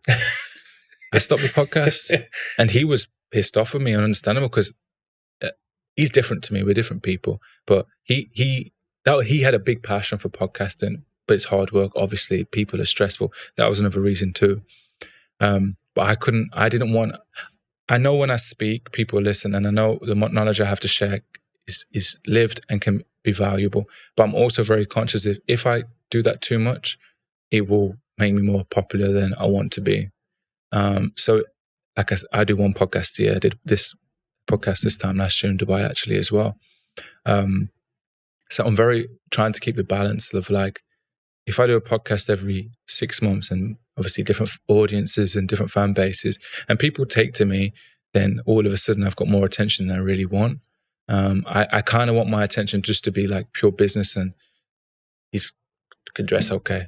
He's all right to look at times. But I guess one thing my friend said to me, well, you've got a store on Oxford Street now. It's unavoidable. And my finance director said to me, I got an interesting letter, put it that way, from an interesting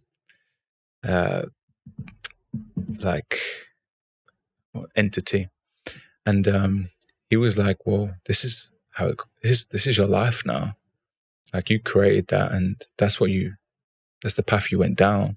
Get used to this. It's going to get worse. And I'm like, wow, yeah, it's kind of true. I'm kind of too far in anyway. So if I can try and ghost, but people are going to be curious now. It's not like you're an online brand.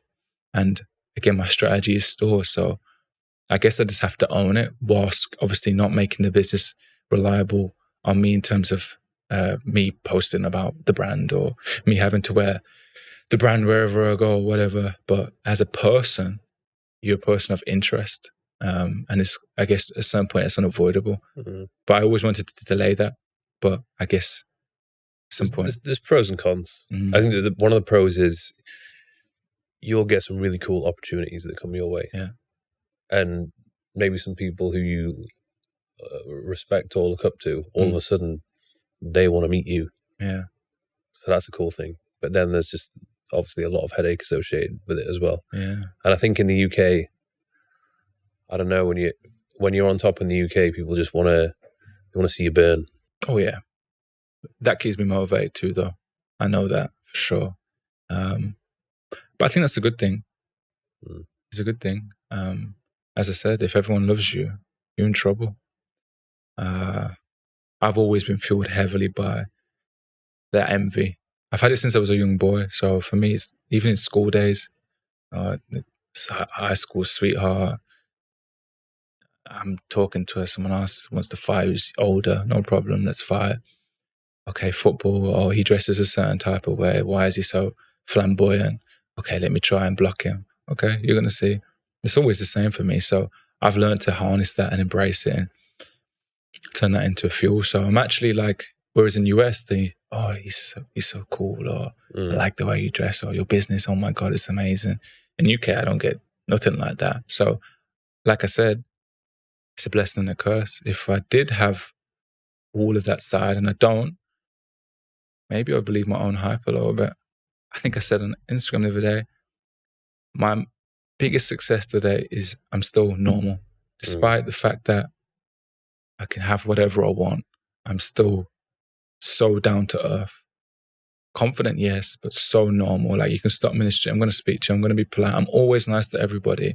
I didn't let anything get to my head. I didn't let it change me. I didn't think I'm bigger than, the big I am. I didn't think I'm untouchable. I still super polite to my staff. I always speak to them as if we're on the same level. And I'm proud about that. But again, fame does crazy things to people more than money. So, especially when it comes to them quick. Oh yeah. I think, you know what? You're right there. That's why I'm not changed, because it came slowly. It's very gradual. Yeah. That's what people say to me. They say, "Oh, if I had your body, I would just have my top off all the time." And I just look at myself now, and it's just so normal. Yeah. Because I've looked like this probably like 13, 14 years. Yeah. Yeah. And it's just so normal that it doesn't even faze me anymore. And even with like the social media thing, it's not like overnight it happened. It's been a very, very, very gradual thing. I think when it happens as well, not just the time, but the age of occurrence that these things are happening. Like, I came to the point of, I guess, fuck you money when I was 28, 29.